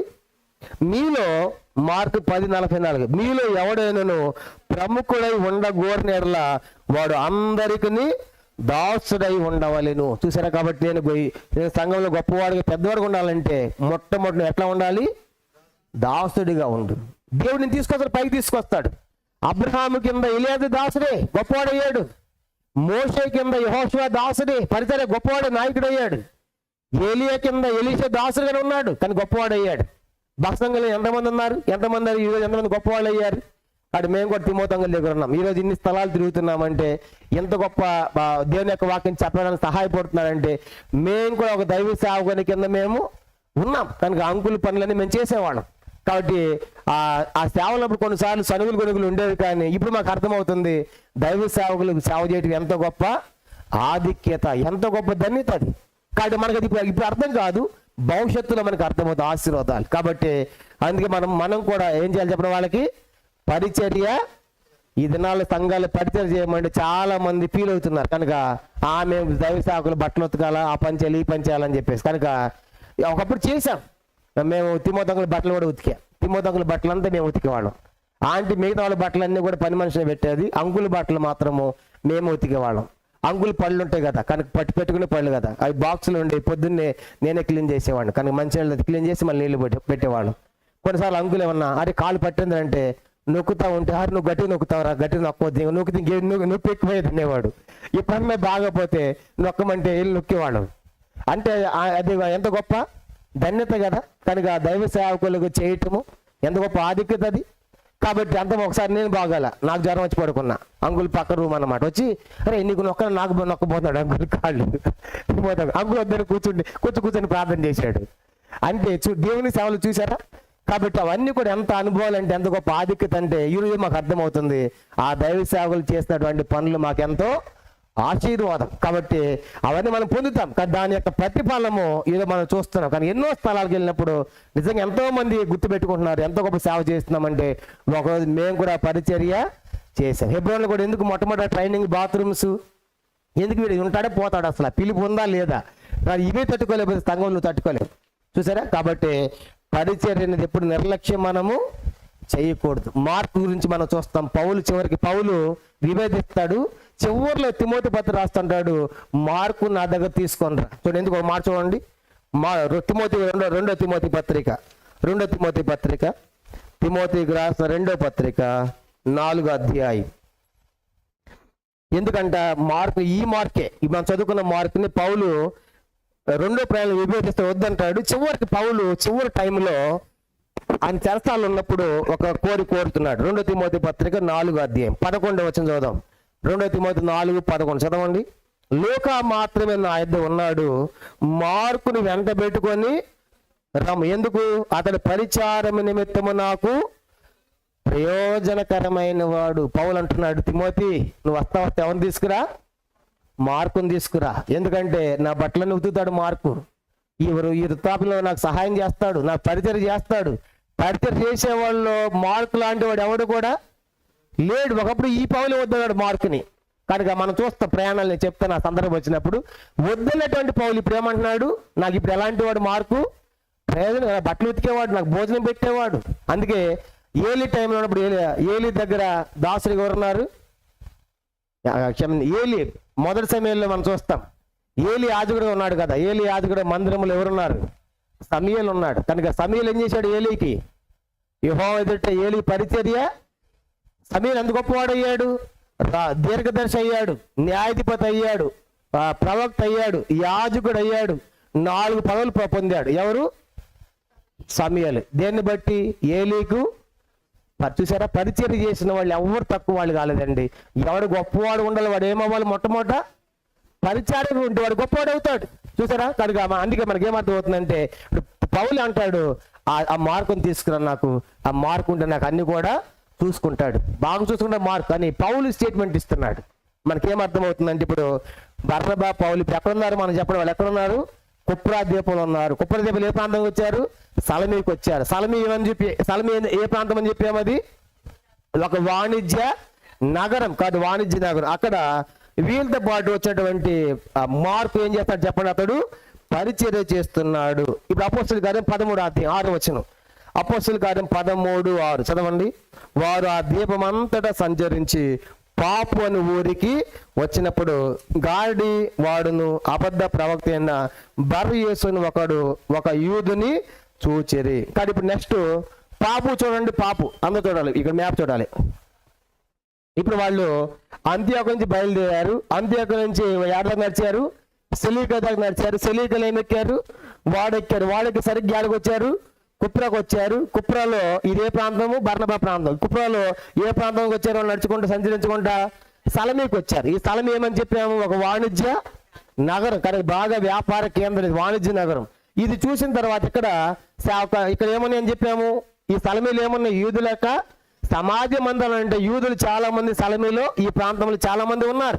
ఆ తర్వాత ఈ సంచరిస్తారు వచ్చారంట పాపు అనే ప్రాంతం వచ్చారు. కానీ ఇప్పుడు సలమీ అనేది పాపు అనే దేంట్లో ఉన్నది, కుప్ర దీపంలోనే ఉంది. కానీ ఇప్పుడు మొత్తం కుప్ర దీపంలోనే మొత్తం సంచరిస్తూ ఉన్నారు. సంచరిస్తామని సైడ్ సీటింగ్ కాదు వాళ్ళు. కానీ మనం తీసుకెళ్ళాలి వాళ్ళ దీపానికి, అబ్బాయి ఇక్కడ సేంద్ర బలే ఉందన్న ఫోటోది అంట. కానీ అది సైడ్ సంచరించడం అంటే మనం సంచరిస్తాం. ఆగంటే బాబు అంటే ఉంటే ఒట్టు ఎందుకు అని ఇక్కడ బలే ఉందన్న ఫోటో సేంద్ర తీసేస్తాం. అట్లా సంచరించడం వాళ్ళు. మాట రాయబడి చూడండి, ఏమని రాయబడింది, వాళ్ళు ఆ దేవంతట సంచరించి, అంటే ఆ దేని సంచరిస్తున్నారు వాళ్ళు, ఫోటోలు దిగడానికి కాదు, దేని సంచరిస్తున్నారు, ఇక్కడ యూదులు ఎవరున్నాడు, ఎవరు సువార్త చెప్పాలని సంచరిస్తున్నారు. కానీ నిన్న మనం ఫోటో తీసాం, వాడు చూశాను యూట్యూబ్లో, ఏంటంటే ఒక అమ్మాయి అంట బాగా మంచి సీనరీల దగ్గరికి వెళ్ళిపోయి ఫోటోలు దిగి దాంట్లో పెడితే చాలా మంది సబ్స్క్రైబ్ అయ్యారంట. నిన్న మొన్న ఏదో ఒక ప్రాంతానికి వెళ్ళింది, కానీ నేను మర్చిపోయిన ఆ పేరు. ఆ ఫోటో తీస్తా ఉంటే ఆ పెద్ద జలపాతం 300 అడుగులు ఎత్తుందన్నమాట. ఈ వర్షం పడతా ఉంటే ఇది జారి అంత చిత్తడిగా ఉన్న నేలంతా సరిగ్గా దారిలో పడిపోయింది. కనుక పడిపోయింది. అట్లా పోలీసులకి సమాచారం ఇస్తే పైకి తీశారు, కానీ దెబ్బల గాయాలతో ట్రీట్మెంట్ చచ్చిపోయింది. దేనికోసం వెళ్ళింది ఆమె, సైడ్ సీయింగ్ అనమాట. అక్కడ ఉండి అమ్మో ఎంత మంచి సీనరీ ఫోటో పెట్టింది ఏమో అనుకోవాలని అలా చాలా పెట్టిందంట. మొన్న రీసెంట్గా పోయిందన్నమాట. పెట్టాలి సెల్ఫీ లాగా తీసేసి పెడతా ఉంటే చాలా మంది సబ్స్క్రైబర్స్ చాలా మంది చూస్తున్నారని చెప్పేసి ఏమైపోయింది ఆమె. కాబట్టి మనం కూడా ఆ ప్రాంతానికి వెళ్ళినప్పుడు చాలా జాగ్రత్తగా ఉండాలి. కనుక కొంతమంది ఏమైనా వెళ్ళిపోయిన తర్వాత వెళ్ళాల్సిందని దూకుతూ ఉంటారు, ముందు వెళ్ళిపోతారు. కనుక తీసుకెళ్ళి ఉంటుంది తలకాయ నొప్పి. కనుక నేను విశాఖపట్నం తీసుకెళ్ళి ఒకసారి, విశాఖపట్నం నుంచి మా దగ్గర నుంచి ఒక 20 మంది టీముని తీసుకెళ్ళా. విశాఖపట్నము, పాడేరు, హుక్కుంపేట, పెద్ద బయలు మొత్తము ఆ ప్రాంతాలను తిప్పా. అన్న అసలు మా జీవితంలో మేము చూడలేదన్నారు మా సంఘస్థులు. ఎప్పుడు హైదరాబాద్ ఉంటారు కదా, ఆ కొండలు లోయలు చూస్తూ ఉంటే చిన్నపాటి ఏమనుకోవాలి, అది ఆ చిన్నపాటి వెస్ట్ బెంగాల్ ఉంటుంది కదా, మనము కాలింగ్బంగ్ పోతా ఉంటే ఆ కొండల గుట్టలు అలాగే ఉందన్నమాట. చూస్తుంటే అలా అనిపించింది. నేను అక్కడ కూడా పోయి వచ్చాను వెస్ట్ బెంగాల్, దానికంటే చాలా తక్కువ. ఆ కొండ ఎక్కుతూ ఉంటే దిగుతూ ఉంటే అవన్నీ కూడా అన్న మా జీవితం ధన్యమైపోయింది అన్న దానికే. కనుక ఇక్కడ విశాఖపట్నం పాడేరికి అసలు పోలేవాళ్ళు, అసలు చూస్తే అర్థమైంది. ఆ పైనుంచి పోతా ఉంటే వెహికల్ అంటే కంట్రోల్ చేస్తూ ఉంటాను అనమాట. అన్న ఇక్కడ దిగుతాను ఫోటోలు అనమాట. ఇప్పుడు వాళ్ళు సంచరిస్తున్నారంటే సైడ్ సీయింగ్ పోవట్ల వాళ్ళు. ఎక్కడ మందిరం ఉంది, ఎక్కడ యూదులు ఉన్నారని వాళ్ళు తిరుక్కుంటా ఆ స్థలమీకి వచ్చారు. మందిరాలు ఉన్నాయి, అక్కడ వాక్యం చెప్పారు. పాపు అనే ప్రాంతానికి రాగానే ఒక పాపి తగిలాడు. పాపు ప్రాంతంలో ఎవరు తగిలాడు, పాపు అనే ఊర్లో ఒక పాపి కనపడ్డాడు. ఏ పాపి అంటే గాడలు చేస్తా ఉన్నాడంట. ఏం చేస్తాడు వాడు, గాడిలు. ఎవరు అతడు? యూదుడే. చెప్పండి, ఎవరు అతడు? మరి యూదు అసలు గాడిలు చేయొచ్చా? మంత్రాలు చేయొచ్చా? శకునాలు చేయొచ్చా? ద్వితీయోపదేశకాండం 18వ అధ్యాయం చూడండి. యూదుల ధర్మశాస్త్రములో మంత్రగాళ్ళుగా శకునాలు చేసేవాడు ఏ యూదుడు ఉండకూడదు. ద్వితీయోపదేశకాండం 18వ అధ్యాయం, ద్వితీయోపదేశకాండం 18వ అధ్యాయము మనం గమనించామంటే 10వ వచనం నుండి, ద్వితీయోపదేశకాండం 18:10, తన కుమారునైనను తన కుమార్తెను అగ్నిగుండము దాటించువానైను, శకునము చెప్పు సోదిగానైను, మేఘ శకునములను గాని సర్పశకునములు గాని చెప్పువానైను, చిల్లంగి వానైను, మాంత్రికను, ఇంద్రజాలికనైను. 11వ వచనం, కర్ణ పిచాచినకు వానైను, దయ్యమును విచారణ చేయవానైను మీ మధ్య ఉండనియా కూడదు. అది యూదులు చేయకూడదు. ధర్మశాస్త్రం రాయబడ్డాయి. వాళ్ళు మంత్రాలు శకునాలు ఏం చేయకూడదు, గాడులు చేయకూడదు. కానీ యూదుడు ఎవడంటే వీడు యూదుడే కానీ అపవాదు కుమారులా కనబడుతున్నాడు. చేయకూడనివన్నీ కూడా చూస్తా గాడులు చేస్తా. గాడులు చేస్తా ఏం చేస్తున్నాడంట? అపోస్తుల కార్యం 13వ అధ్యాయం, అపోస్తుల కార్యములు 13వ అధ్యాయం చూడండి. వారు ఆ దీపమంతా సంచరించి పాపు అను ఊరికి వచ్చినప్పుడు గాడివాడు అబద్ధ ప్రవక్త అయిన బర్ యేసు అని ఒక యూదుని, కానీ వాడు ఎవడంటే అబద్ధ ప్రవక్త. ఉంటారు అబద్ధ ప్రవక్తలు, ఉన్నారు. ఇర్మియా గ్రంథం 14వ అధ్యాయం 14వ వచనం. ఇర్మియా గ్రంథం, దేవుడు పంపకపోయినా సరే వచ్చి దేవుడే మాకు చెప్పాడని అబద్ధాలు చెప్తున్నారు, అబద్ధ ప్రవచనాలు. ఇర్మియా గ్రంథం 14వ అధ్యాయము 14వ వచనం. ఇర్మియా 14:14 చదవండి. యెహోవా నాతో ఇట్లనెను, ప్రవక్తలు నా నామమును బట్టి అబద్ధములు ప్రకటించుచున్నారు, నేను వారిని పంపలేదు, వారికి ఆజ్ఞ ఇయ్యలేదు, వారితో మాట్లాడలేదు, వారు అసత్య దర్శనమును శకునమును మాయా తంత్రమును తమ హృదయం పుట్టిన వంచనను ప్రకటన. కాబట్టి దేవుడు పంపిన వాడు వీడు కూడా యూదుడే, కానీ ఎవరంటే ఇతడు ఒక అబద్ధ ప్రవక్త, గాడులు చేస్తా ఉన్నాడు. ఈ గాడివాడు అనగానే మనకి ఇంకోటి చూసాం. ఇంకో గాడివాడు ఎక్కడ చూసామని చెప్పండి? 8వ అధ్యాయంలో మనకు కనబడాడు కదా, గాడి సీమోన్ అని. కాబట్టి అతడు గాడులు చేసేవాడు, ఇతడు కూడా ఏం చేస్తాడంట? గాడులు చేస్తాడు. ఏ ఊర్లో? పాపు అనే ఊర్లో. పాపు అనే ఊర్లో పెద్ద పాపి వాళ్ళు కనబడ్డాడు. ఈ పాపి ఎవరంటే గాడిలు చేసేవాడు ఒక యూదుడే. ఒక యూదుడై ఉండి చేయకొని మంత్రాలు గాడిలు అతడు చేస్తా ఉన్నాడు. అతడు కనబడ్డాడంట. 7వ వచనం 13:7, అపోస్తల కార్యములు 13:7. ఇతడు వివేకము గలవాడై సెర్గే పౌలు అను అధిపతి వద్ద ఉండెను. కాబట్టి సెర్గే పౌలు ఎవరంటే రోమా గవర్నమెంట్ లో ఒక అధిపతి, ఒక ఆఫీసర్. కాబట్టి చెప్పే కదా ఇదంతా ఎవరి కంట్రోల్లో ఉంది? దీపము రోమా కంట్రోల్లో ఉంది. ఆ రోమీలకు ఈ అంత్యోకియా, ఈ అలెగ్జాండ్రియా కనుక ఈ ప్రాంతాలన్నీ చాలా ముఖ్య పట్టణాలని చెప్పాం కదా, వాళ్ళ కంట్రోల్లో ఉంది. వాళ్ళ ప్రతినిధులు అధిపతులు వాళ్ళ ప్రాంతాల్లో పెట్టేవాడు. కానీ ఇప్పుడు ఈ సెర్గే పౌలు అటువంటి ఒక అధిపతి ఎవరికి సంబంధించిన వాడితడు? రోమా సామ్రాజ్యంలో ఒక అధిపతి. కాబట్టి ఒక గవర్నర్ లాంటి వాడు అక్కడ ఉన్నాడు అన్నమాట. చూడండి, అతడు ఉండి ఏం చేస్తున్నాడంట? 7వ వచనం, ఇతడు వివేకము గలవాడు సెర్గే పౌలును అధిపతి వద్ద ఉండెను. అతడు బర్నబాను సౌలును పిలిపించి దేవుని యొక్క వాక్యము వినగోరెను. ఈ సెర్గే పౌలు గౌరవ చెప్పారు మొత్తానికి, 5 వచ్చారు, వాళ్ళు మంచి ప్రసంగం చేస్తా ఉన్నారని మొత్తం టామ్ అయిపోయింది కుప్ప దీపం అంతా. ఎందుకంటే వాళ్ళు కుప్ప దిగారు, సలమికి వెళ్ళారు, తర్వాత పాపుకి వెళ్ళారు, అంతా ప్రాగిపోయింది. ఎవరి గురించి? సౌలు గురించి, బర్నబా గురించి. అనగానే ఇది ఎవరు తెలిసిందంట? ఇవి ప్రాగిన సంగతి అంతా ఎక్కడ దాగిపోయింది? సెర్గే పౌలు దాగిపోయింది. అప్పుడు అరే వాళ్ళు ఒకసారి పిలిపించి వాళ్ళు చెప్పే మాటలు వినాలనుకున్నాడు. ఎవరు? ఈ అధిపతి. కాబట్టి ఈ అధిపతి దగ్గర ఎవరున్నాడు? ఒక పాపి ఉన్నాడు. ఎవడా పాపి? బర్యేస్ అనేటువంటి ఒక యూదుడు. కానీ ఇప్పుడు ఏం జరిగిందంట? 8వ వచనం, ఇప్పుడు ఆ అధిపతి వాక్ వినాలనుకున్నాడు. 8వ వచనం, అయితే ఎలుమ ఆ అధిపతిని విశ్వాసం నుండి తొలగింపాలని యత్నము చేసి వారిని ఎదిరించాను. ఎలుమని పేరున ఒక గాడివాడని అర్థము. ఇప్పుడు దాకా ఈ గాడివాడు చేసే గాడిలే చాలా ఎక్కువ అనుకుంటున్నారు ఆ దీపంలో అందరూ కూడా. ఆ గాడి సింహం ఎట్ట అనుకున్నారు కదా, గాడులు చేస్తూ ఉంటే అందరూ విభ్రాంతిని ఉన్నారని రాయబడింది. తర్వాత వాళ్ళు పరిశుద్ధాత్మ పొందిన తర్వాత వీళ్ళ కార్యాలు చూసి వాడు విభ్రాంతి పొందాడు. ఎవరు? ఆ గాడి సీమోనే. అక్కడేమో గాడి సీమోను గాడులు చేస్తా ప్రజలందరూ ఏం చేశాడు? విభ్రాంతి ఆశ్చర్యపరిచాడు. వాళ్ళు బాప్తిసం పొందిన తర్వాత సమరయలో పరిశుద్ధాత్మ కార్యాలు చూసిన తర్వాత ఇంత గొప్ప కార్యం నాకంటే ఎక్కువ చేస్తున్నారు, ఎవరు విభ్రాంతి పొందారు? గాడి సీమోను విభ్రాంతి పొందాడు. ఇప్పుడు ఈ దీపములో ఈడు కూడా ఎలాంటి వాడు అంటే ఈలమంటే గాడివాడు కూడా గాడులు చేస్తా ఉండి ఇలాంటి గొప్ప వాళ్ళు అనుకుంటున్నాడు ఆ ప్రాంతంలో అంతట్లో. కానీ ఇప్పుడు వీరికి అర్థమైంది, అమ్మ వీళ్ళు చెప్పే మాటలు ఎవరు వింటున్నారు? అధిపతి సెర్గే పౌలు వింటున్నాడు. ఈయన విన్నాడనుకోండి నా ఉద్యోగము ఊస్టింగ్ అయిపోయింది కనుక నేను ఫెయిల్ అయిపోతా, కాబట్టి ఇతను ఖచ్చితంగా దేవుని యొక్క వాక్యము వినకూడదని చెప్పి ఏం చేస్తా చెప్పడం వాళ్ళకి అభ్యంతరం చెప్తా ఉన్నాడు. ఎవరికి? పౌలుకి, బర్నబాకు. కానీ ఇప్పుడు పౌలు బర్నబా ఆ సెర్గి అధిపతికి విశ్వాసం తీసుకుని రావాలని చెప్పి వాళ్ళు చక్కగా దేవుని యొక్క స్వాత ప్రకటిస్తా ఉన్నారు. ప్రకటిస్తుంటే మధ్యలో వీడు అడ్డుపడుతున్నాడు, ఈ పాపి ఎవరు? గాడివాడు కనుక బర్యస్. ఎందుకంటే ఈ కానీ చెప్పే మాటలు అధిపతి అన్నాడు అనుకోండి, ఇక్కడ నా గొప్పతనం తగ్గిపోయింది, కాబట్టి ఎట్టి పరిస్థితుల్లో సెర్గే పౌలు ఈ మాటలు వినకూడదని చెప్పి ఏం చేస్తాంటే వాళ్ళకి ఎదిరిస్తా ఉన్నాడు. 8వ వచనం, అయితే ఎలుమా అధిపతిని విశ్వాసం తొలగింపాలని యత్నం చేసి వాడిని ఎదిరించాను. ఎలుమా అను పేరు నాకు గాడివాడని అర్థము. 9వ వచనం, అందుకు పౌలు అనబడిన సౌలు పరిశుద్ధాత్మగా నిండిన వాడ. ఇక్కడ నుంచి మనకు కనబడుతుంది పౌలు అనే పదం. ఇప్పుడు దాకా అంత ఏమని చూసే మనము సౌలు, కానీ ఇక్కడ నుంచి మనకి ఎంటర్ అవుతాడు పౌలు. కనుక ఇక్కడ నుంచి ఇక సౌలు కనపడదు, మనకి ఏం కనపడద్ది? పౌలే. కానీ పూర్తిగా 13:9 అపోస్తుల కార్యం. కాబట్టి ఇక్కడ నుంచి మనకి పౌలు అంటే అర్థం ఏంటంటే దీనుడు అని అర్థం. చెప్పండి, పౌలు అంటే అర్థం ఏంటి? దీనుడు అని అర్థం, అంటే చిన్నవాడు అని అర్థం. నిజంగా ఇప్పుడు దీనుడు అయ్యాడా లేదా? ఒకప్పుడు దోషకుడు హింస ఆనికడు, ఇప్పుడు ఏమైపోయాడు పౌలు? దీనుడు అయిపోయాడు, చిన్నవాడు అయిపోయాడు దేవుని కోసం. కనుక అతను కూడా మనం చూస్తామంటే మరి సౌలు అనే పేరు ఎందుకు పెట్టుంటారు ఇతనికి అంటే బహుశా పౌలు చెప్తాడు కనుక ఫిలిప్పీ 3వ అధ్యాయంలో నేను బెన్యామీను గోత్రములో పుట్టిన వాడిని అన్నాడు. బెన్యామీను గోత్రం ఎవరు పుట్టారు? ఆ సౌలు పుట్టాడు. ఏ సౌలు? పాత నిబంధనలో సోదరుడే గోత్రము బెన్యామీను గోత్రం. కాబట్టి ఆ బెన్యామీను గోత్రంలో ఈ సౌలు పుట్టాడు. అంటే ఈ సౌలు పేరు ఎందుకు పెట్టుంటారు? అప్పుడు ఎందుకు పెట్టుంటారు? మా పితరుడు మొట్టమొదటి రాజు ఎవరు?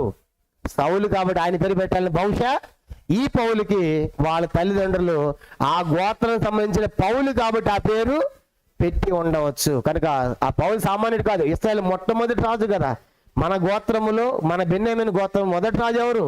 సో ఇప్పుడు కూడా కొంతమంది తాతల పేర్లు పెడతా ఉంటారు, చనిపోయిన వాళ్ళు. ఎప్పుడు ముత్తాతల పేర్లు ఎందుకు? మా తాత అది. మనం ఒక ఆయన్ని ఒక స్థలానికి వెళ్ళాం, పేరు పెట్టమంటే వాళ్ళ తాత మనం మొత్తం తాత పేరు చెప్తే నేను అది పెట్టకుండా వేసేది పెట్టా. అది సరిగా అనిపించడం నాకు. వాళ్ళు బాధపడినా పర్వాలేదు, కానీ దేవుడు నాకు ఇచ్చిన పేరు పెట్టా. అంటే కొంతమంది పెడతా ఉంటారు. ఇప్పుడు వీళ్ళు కూడా ఎందుకు పెట్టారు చెప్పండి? నా పేరు పౌలు పేరు మా బెన్యామీను గోత్రం సంబంధించిన సౌలు కాదు, ఆయన మొదటి రాజు కాదు. దాన్ని బట్టి ఇతను కూడా అదే గోత్రం కాబట్టి ఆ పేరు పౌలుకి పెట్టి ఉండవచ్చు. కనుక పౌలు అనే పేరు. కానీ ఇప్పుడు పౌలు దీనుడు అయిపోయాడు. దీనుడు అని ఇప్పుడు ఏం చేస్తాడు? పౌలు వార్నింగ్ ఇస్తున్నాడు వానికి. గాడివాని 10వ వచనం, ఏమైనా వార్నింగ్? 10వ వచనం చూడండి. అయితే అతని పేరు చూచి సమస్త కపటముతోను సమస్త దుర్మార్గంతో నిండినవాడా, అపవాది కుమారుడా, సమస్త నీతికి విరోధి, నీ ప్రభు యొక్క తిన్నని మార్గములు చెడగొట్టుట మానవ, ఇదిగో ప్రభు తన చెయ్యి నీ మీద ఎత్తి ఉన్నాడు, నీవు కొంతకాలం గుడ్డివాడవై సూర్యుని చూడకొందువని చెప్పాను. వెంటనే మబ్బును చీకటి అతని కమ్మెను గనుక అతను తిరుగుచు ఎవరైనా అతను చేయి పట్టుకుని నడిపించడానికి వెదగుచుండెను. అంతటా అధిపతి జరిగిందని చూచి ప్రభు బోధకు ఆశ్చర్యపడి విశ్వసించెను. ఇప్పుడేం జరిగిందంటే ఆ సువార్త చెప్తాను మధ్యలో వీడు అడ్డుపడుతున్నాడు. ఎవరు? ఈ బర్యసూదుడు. ఎందుకంటే నా గాడిలన్నీ పోతాయని చెప్పేసి నమ్మకుండా చాలా ప్రయత్నం చేశాడు, కానీ పౌలు గద్దించే 10వ వచనంలో కనుక కపడం నిండినవాడా, అపవాది కుమారుడా, ప్రభుకి తిన్నని మార్గాలను ఎందుకు చెడగొడుతున్నావు, నువ్వు మారవా అని చెప్పేసి గద్దించగానే నువ్వు గుడ్డివాడు అయిపోదని చెప్పగానే ఆ వ్యక్తి ఏమైపోయాడంట? గుడ్డివాడు అయిపోయాడు. ఇది పౌలు చేసిన మొట్టమొదటి సూచక్రియ. పౌలు చూసారా? అప్పుడు దాకా ఎవరు చేశారు ఇలాంటి అద్భుతాలు? ఎవరు చేశారు? సూచక్రియ ఎవరు చేశారు? 12 మంది అపోస్తలులు చేశారు. ఇప్పుడు పౌలు ప్రారంభిస్తున్నాడు. పౌలు చేసే మొదటి సూచకంటే నువ్వు గుడ్డివాడు అయిపోతావు అని అనగానే ఏమైపోయాడు ఆ వ్యక్తి? ఏమైపోయాడు ఆ వ్యక్తి? గుడ్డివాడు అయిపోయాడు. పట్టుకుంటే బాగుందని చెప్పేసి ఆలోచిస్తా ఉన్నాడు. ఆ ఎలుమని ఆ యొక్క సెర్గి పౌలు చూసిన తర్వాత అమ్మ ఇంత గొప్ప దేవుడు అని చెప్పేసి వెంటనే ప్రభువునందు అతడు విశ్వాసం ఉంచాడు. కుప్రా ద్వీపంలో ఉన్నటువంటి ఒక గవర్నర్, కనుక రోమా గవర్నర్ ప్రభువునందు విశ్వాసం ఉంచాడు. చూశారు కాదు? ఇప్పుడు పౌలు వాళ్ళు ఎక్కడున్నారంటే చెప్పండి, ఎక్కడున్నారు వాళ్ళు? ఇప్పుడు ఏ ప్రాంతంలో ఉన్నారు? కుప్రాలో ఉన్నారు. కుప్రా ద్వీపంలో ఏ ఊర్లో ఉన్నారు? పాపు అనే ఊర్లో ఉన్నారు. కాబట్టి ఈ రీతికి ఇప్పుడు ఆ కుప్రా ప్రాంతంలో స్థలమిల వాక్యం చెప్పారు, పాపుల వాక్యం చెప్పారు. కాబట్టి ఇప్పుడు గవర్నర్ కూడా ప్రభువునందు విశ్వాసం ఉంచారు. ఆ తర్వాత పౌలు అతనితో కూడా ఉన్నవారు ఓడ ఎక్కి పాపు నుండి బయలుదేరి పంపుల పెరిగేకి వచ్చేవారు. మనం ప్రభు చిత్తమైతే పాపు నుంచి వెళ్ళినటువంటి ఆ పెర్గేలు ఏం జరిగిందో నెక్స్ట్ మనం చూస్తాం. కానీ ఇందులో ఆపేస్తున్నాము. ఈరోజు మనం ఎక్కడ దాకా చూసామంటే అందరూ చదవండి బోర్డు.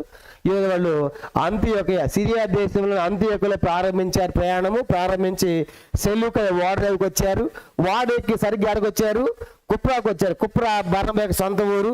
ఆ కుప్రా ప్రాంతంలో ఉన్నటువంటి ఒక ప్రాంతమే సలమి. ఈ సలమి అనేది ఏ పేరు అని చెప్పుకున్నాం మనము? వాణిజ్య నగరం కనుక, వ్యాపార కేంద్రం, వాణిజ్య నగరం కనుక అక్కడ చాలా సమాజ మందిరాలు, మన యూదులు కూడా ఎక్కువ ఉన్నారు. అలా వాక్యం చెప్పారు. అలా సంచరించుకుంటూ ఏ ఊరికి వచ్చారు? ఆ దీపంలోనే పాపు అనే ఊరికి వచ్చారు. ఆ పాపు అనేటువంటి ఊరిలో కూడా ఒక పాపి మనకు కనబడతాడు. అతను మారు మనసు కొంత ఎలుమ అధిపతి అడ్డుకున్నాడు కానీ వాడు మొత్తాన్ని సువార్త చెప్పారు. ప్రభు నందు విశ్వాసం ఉంచాడు. అతను పౌలు గుడ్డివాడు అయిపోయాను కానీ పౌలు యొక్క ఒక విధంగా శాపము లాంటి పెట్టినప్పుడు ఏమైపోయాడు? ఆ వ్యక్తి గుడ్డివాళ్ళు అయ్యేప్పుడు. ఎక్కడ విషయం రాసుకోవాలి? పాపు అనేటువంటి ఊరు. పాపు అనేటువంటి ఊరు దేనికి సంబంధించిందంటే ఇది ఒక రాజకీయ నగరం. చెప్పండి ఏంటంట? రాజకీయ నగరం. గుర్తుపెట్టుకోవాలి, పాపు అనేది రాజకీయ నగరం. కాబట్టి సలమి అనేది ఏ ప్రాంతం చెప్పుకో, సలమి అనేది దాంట్లో ఏం జరుగుతుంది? వాణిజ్య నగరం అది. ఈ పాపు అనేది రాజకీయ నగరం. అందుకే ఇక్కడ రోమా గవర్నర్ ఎక్కడున్నాడు? రోమా గవర్నర్ ఎక్కడున్నాడు? పాపులో ఉన్నాడు. ఎందుకంటే ఇది రాజకీయ నగరం. ఇప్పుడు గలీలు రాజకీయాలన్నీ ఎక్కడ జరుగుతాయి మనకి? చెప్పండి. గలీలు రాజకీయాలన్నీ మనకి రాజకీయ నగరం ఎక్కడ? ఢిల్లీ. కాబట్టి ఇక్కడ అన్ని ఈ గలీలు అన్ని ఢిల్లీలో పోతాయి అన్నమాట. అక్కడ నుంచి అన్ని ప్రసారం అవుతుంది. మనం చూస్తున్నాం కదా ఇప్పుడు అన్ని కూడా. ఇక్కడ అన్ని ప్రసారం అంటే మనకి ఢిల్లీ మనకి ఏ నగరం? అది రాజకీయ నగరం. అక్కడ మంత్రులు, ప్రధానులు, కనుక కేంద్ర రాష్ట్ర మంత్రులు, ముఖ్యమంత్రి అందరూ ఉంటారు. కాబట్టి ఎట్లా మనకి ఇది రాజకీయ నగరం ఢిల్లీ. ఈ పాపు అనేది ఒక రాజకీయ. అందుకే ఇక్కడ ఎవరున్నారు? రోమా సంబంధించిన గవర్నర్, అధిపతి ఉన్నాడు కదా, సెర్గీ పౌలు. కారణం ఏంటంటే పాపు అనేది ఏమో వాణిజ్య నగరం అయితే, క్షమించండి, సలమి అనేది వాణిజ్య నగరం అయితే పాపు అనేది రాజకీయ నగరం. కాబట్టి ఇప్పుడు రాజకీయ నగరంలో ఒక గవర్నర్ మారు మనసు పొందాడు. కాబట్టి ఇప్పుడు వాళ్ళు పాపులో, కుప్రా ద్వీపంలో పాపులో ఉన్నారని గుర్తుపెట్టుకోండి. దీని కంటిన్యూషన్ నెక్స్ట్ యాడికి వెళ్ళారు ఏం జరిగిందో వచ్చేవారు మనము చూస్తాం. కాబట్టి పౌలు ప్రయాణాల్లో మనము ఇప్పుడు వాళ్ళు అంత్యోకియ సెలూకైకి వచ్చి వాడు నుంచి పాపు ద్వీపానికి వచ్చారు. పాపు ద్వీపంలో సలమైనటువంటి వాణిజ్య నగరము, అక్కడ వాక్యం చెప్పారు మందిరాల్లో. నెక్స్ట్ పాపుకు వచ్చారు, అది రాజకీయ నగరము. అక్కడ మనం ఒక అధిపతి మారు మనసు పొందినట్టుగా, దేవుని విశ్వాసం ఉంచినట్టుగా మనము చూసాం. కానీ నెక్స్ట్ వాళ్ళు ఎక్కడికి వెళ్ళారో దీని కంటిన్యూషన్ వచ్చేవారు మనము చూస్తాం. ప్రార్థన చేసుకుంటాం. ప్రార్థన అందరం మోకరించండి. ఈ వాక్య వెలుగులో మన జీవితం కూడా ఒకసారి స్వపరీక్ష చేసుకుంటాము. ఇది అనేకమైన సంగతులు. అంత్యోకియ సంఘములో బోధకుల్లాగా మనం ఉండాలి. అంత్యోకియ సంఘములే సమర్పణ కలిగిన సంఘముగా మనం ఉండాలి. అంత మాత్రమే కాదు, అంత్యోకియ సంఘములే ఐక్యత కలిగిన సంఘముగా ఉండాలి. అంత్యోకియ సంఘములే పెద్దలు, విశ్వాసులు అందరూ కూడా ప్రార్థనలో ఉన్నారు. ప్రార్థనలో ఉన్న సంఘముగా మనం ఉండాలి. అంత మాత్రమే కాదు, వాళ్ళు ఉపవాసముతో ప్రభుని సేవించినట్టుగా మనం చూసాం. కాబట్టి అంత్యోకియ సంఘములే ఈ సంఘము ఉండాలని ప్రభు కోరుతున్నాడు. అలాంటి విశ్వాసంగా మనం ఉందుము గాక మంచి తీర్మానంతో. అంత మాత్రమే కాదు, పౌలు బరమని పంపిస్తున్నారు. వాళ్ళు అంత్యోకియ నుంచి సెలూకియ ద్వారా వాడరే ద్వారా కుప్రాకు వచ్చారు. సలమైన ప్రాంతంలో వాణిజ్య నగరంలో అనేకమైన మందిరాలు కనుక సమాజ మందిరాల్లో దేవుని యొక్క వాక్యాన్ని ప్రకటించారు. అన్నమాట పాప అనేటువంటి ఊర్లో కూడా మరి ఆ వ్యక్తిని పాప అయినటువంటి బర్రె చేసినటువంటి వ్యక్తిని తప్పించబడి సువార్త ప్రకటించి మారు మనసు కూడా పొందారు. కాబట్టి వాళ్ళకి పరిచయం చేయడానికి మార్కు ఉన్నాడు. కాబట్టి ఇతను పరిచర్య ఎంత గొప్ప దూరం మనం చూస్తూ వచ్చాం. కాబట్టి విషయాల్లో ఏ విషయం దేవుడు మనతో మాట్లాడాడు, మనం సరి చేసుకుని చక్కపరుచుకుని ఒక మంచి తీర్మానంతో ఈ స్థలం విడిచి వెళ్ళుదుముగాక. ప్రార్థన. పరలోకమందున్న మా తండ్రి, పరిశుద్ధ దేవ, మీకు స్తోత్రాలు. ఈ దినము పౌలు యొక్క ప్రయాణాలు ప్రారంభించాము తండ్రి. అనేకమైన సంగతులు ఈ దినం విన్నాం. వీటిని ముద్రించండి, ఫలింపులు తీసుకొని రండి ప్రభు. ఎవరైతే ఈ వాక్య వెలుగులో వారి తీర్మానాలు చేసుకుంటున్నారు, వారి తీర్మానాలు స్థిరపరిచి బలపరచమని, భవిష్యత్ సౌకర్యం సిద్ధపరచమని, ప్రత్యేకంగా ఇక్కడ 6వ తారీఖున జరిగేటువంటి దయలు మా తండ్రి మరి ప్రత్యేకమైన కొడుకులు కూడా సిద్ధపరచమని, రావాల్సినటువంటి దాసులు అభిషేకించి వాడుకున్నామని, కావాల్సిన అక్కర్లను తీర్చి ఆదుకోమని, మిగతా ఇక్కడ పనులు బాధ్యతలు సహాయపడుతున్నామని వందనాలు చెల్లిస్తూ మీకు అప్పగించుకుంటూ యేసుక్రీస్తు నామమున ప్రార్థించి స్తుతించి అతి వినముగా వేడుకొనుచున్నాము తండ్రి. ఆమేన్. మన తండ్రి అయిన దేవుని ప్రేమయు, కుమారుడు యేసుక్రీస్తు వారి కృపయు, పరిశుద్ధాత్మిక అన్యోన్య సహవాసము చేర్చిన మనకును, తన ప్రేమించు వారికి సకల పరిశుద్ధులకును ఇప్పుడు ఎల్లప్పుడూ సదాకాలము ఉండును గాక. ఆమేన్.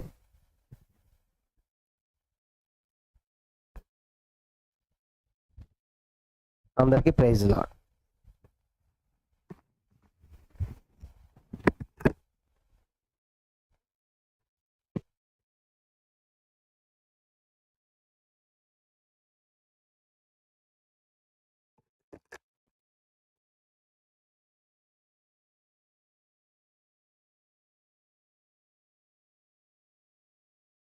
దయచేసి గుర్తుపెట్టుకోండి ఒక అనౌన్స్మెంట్.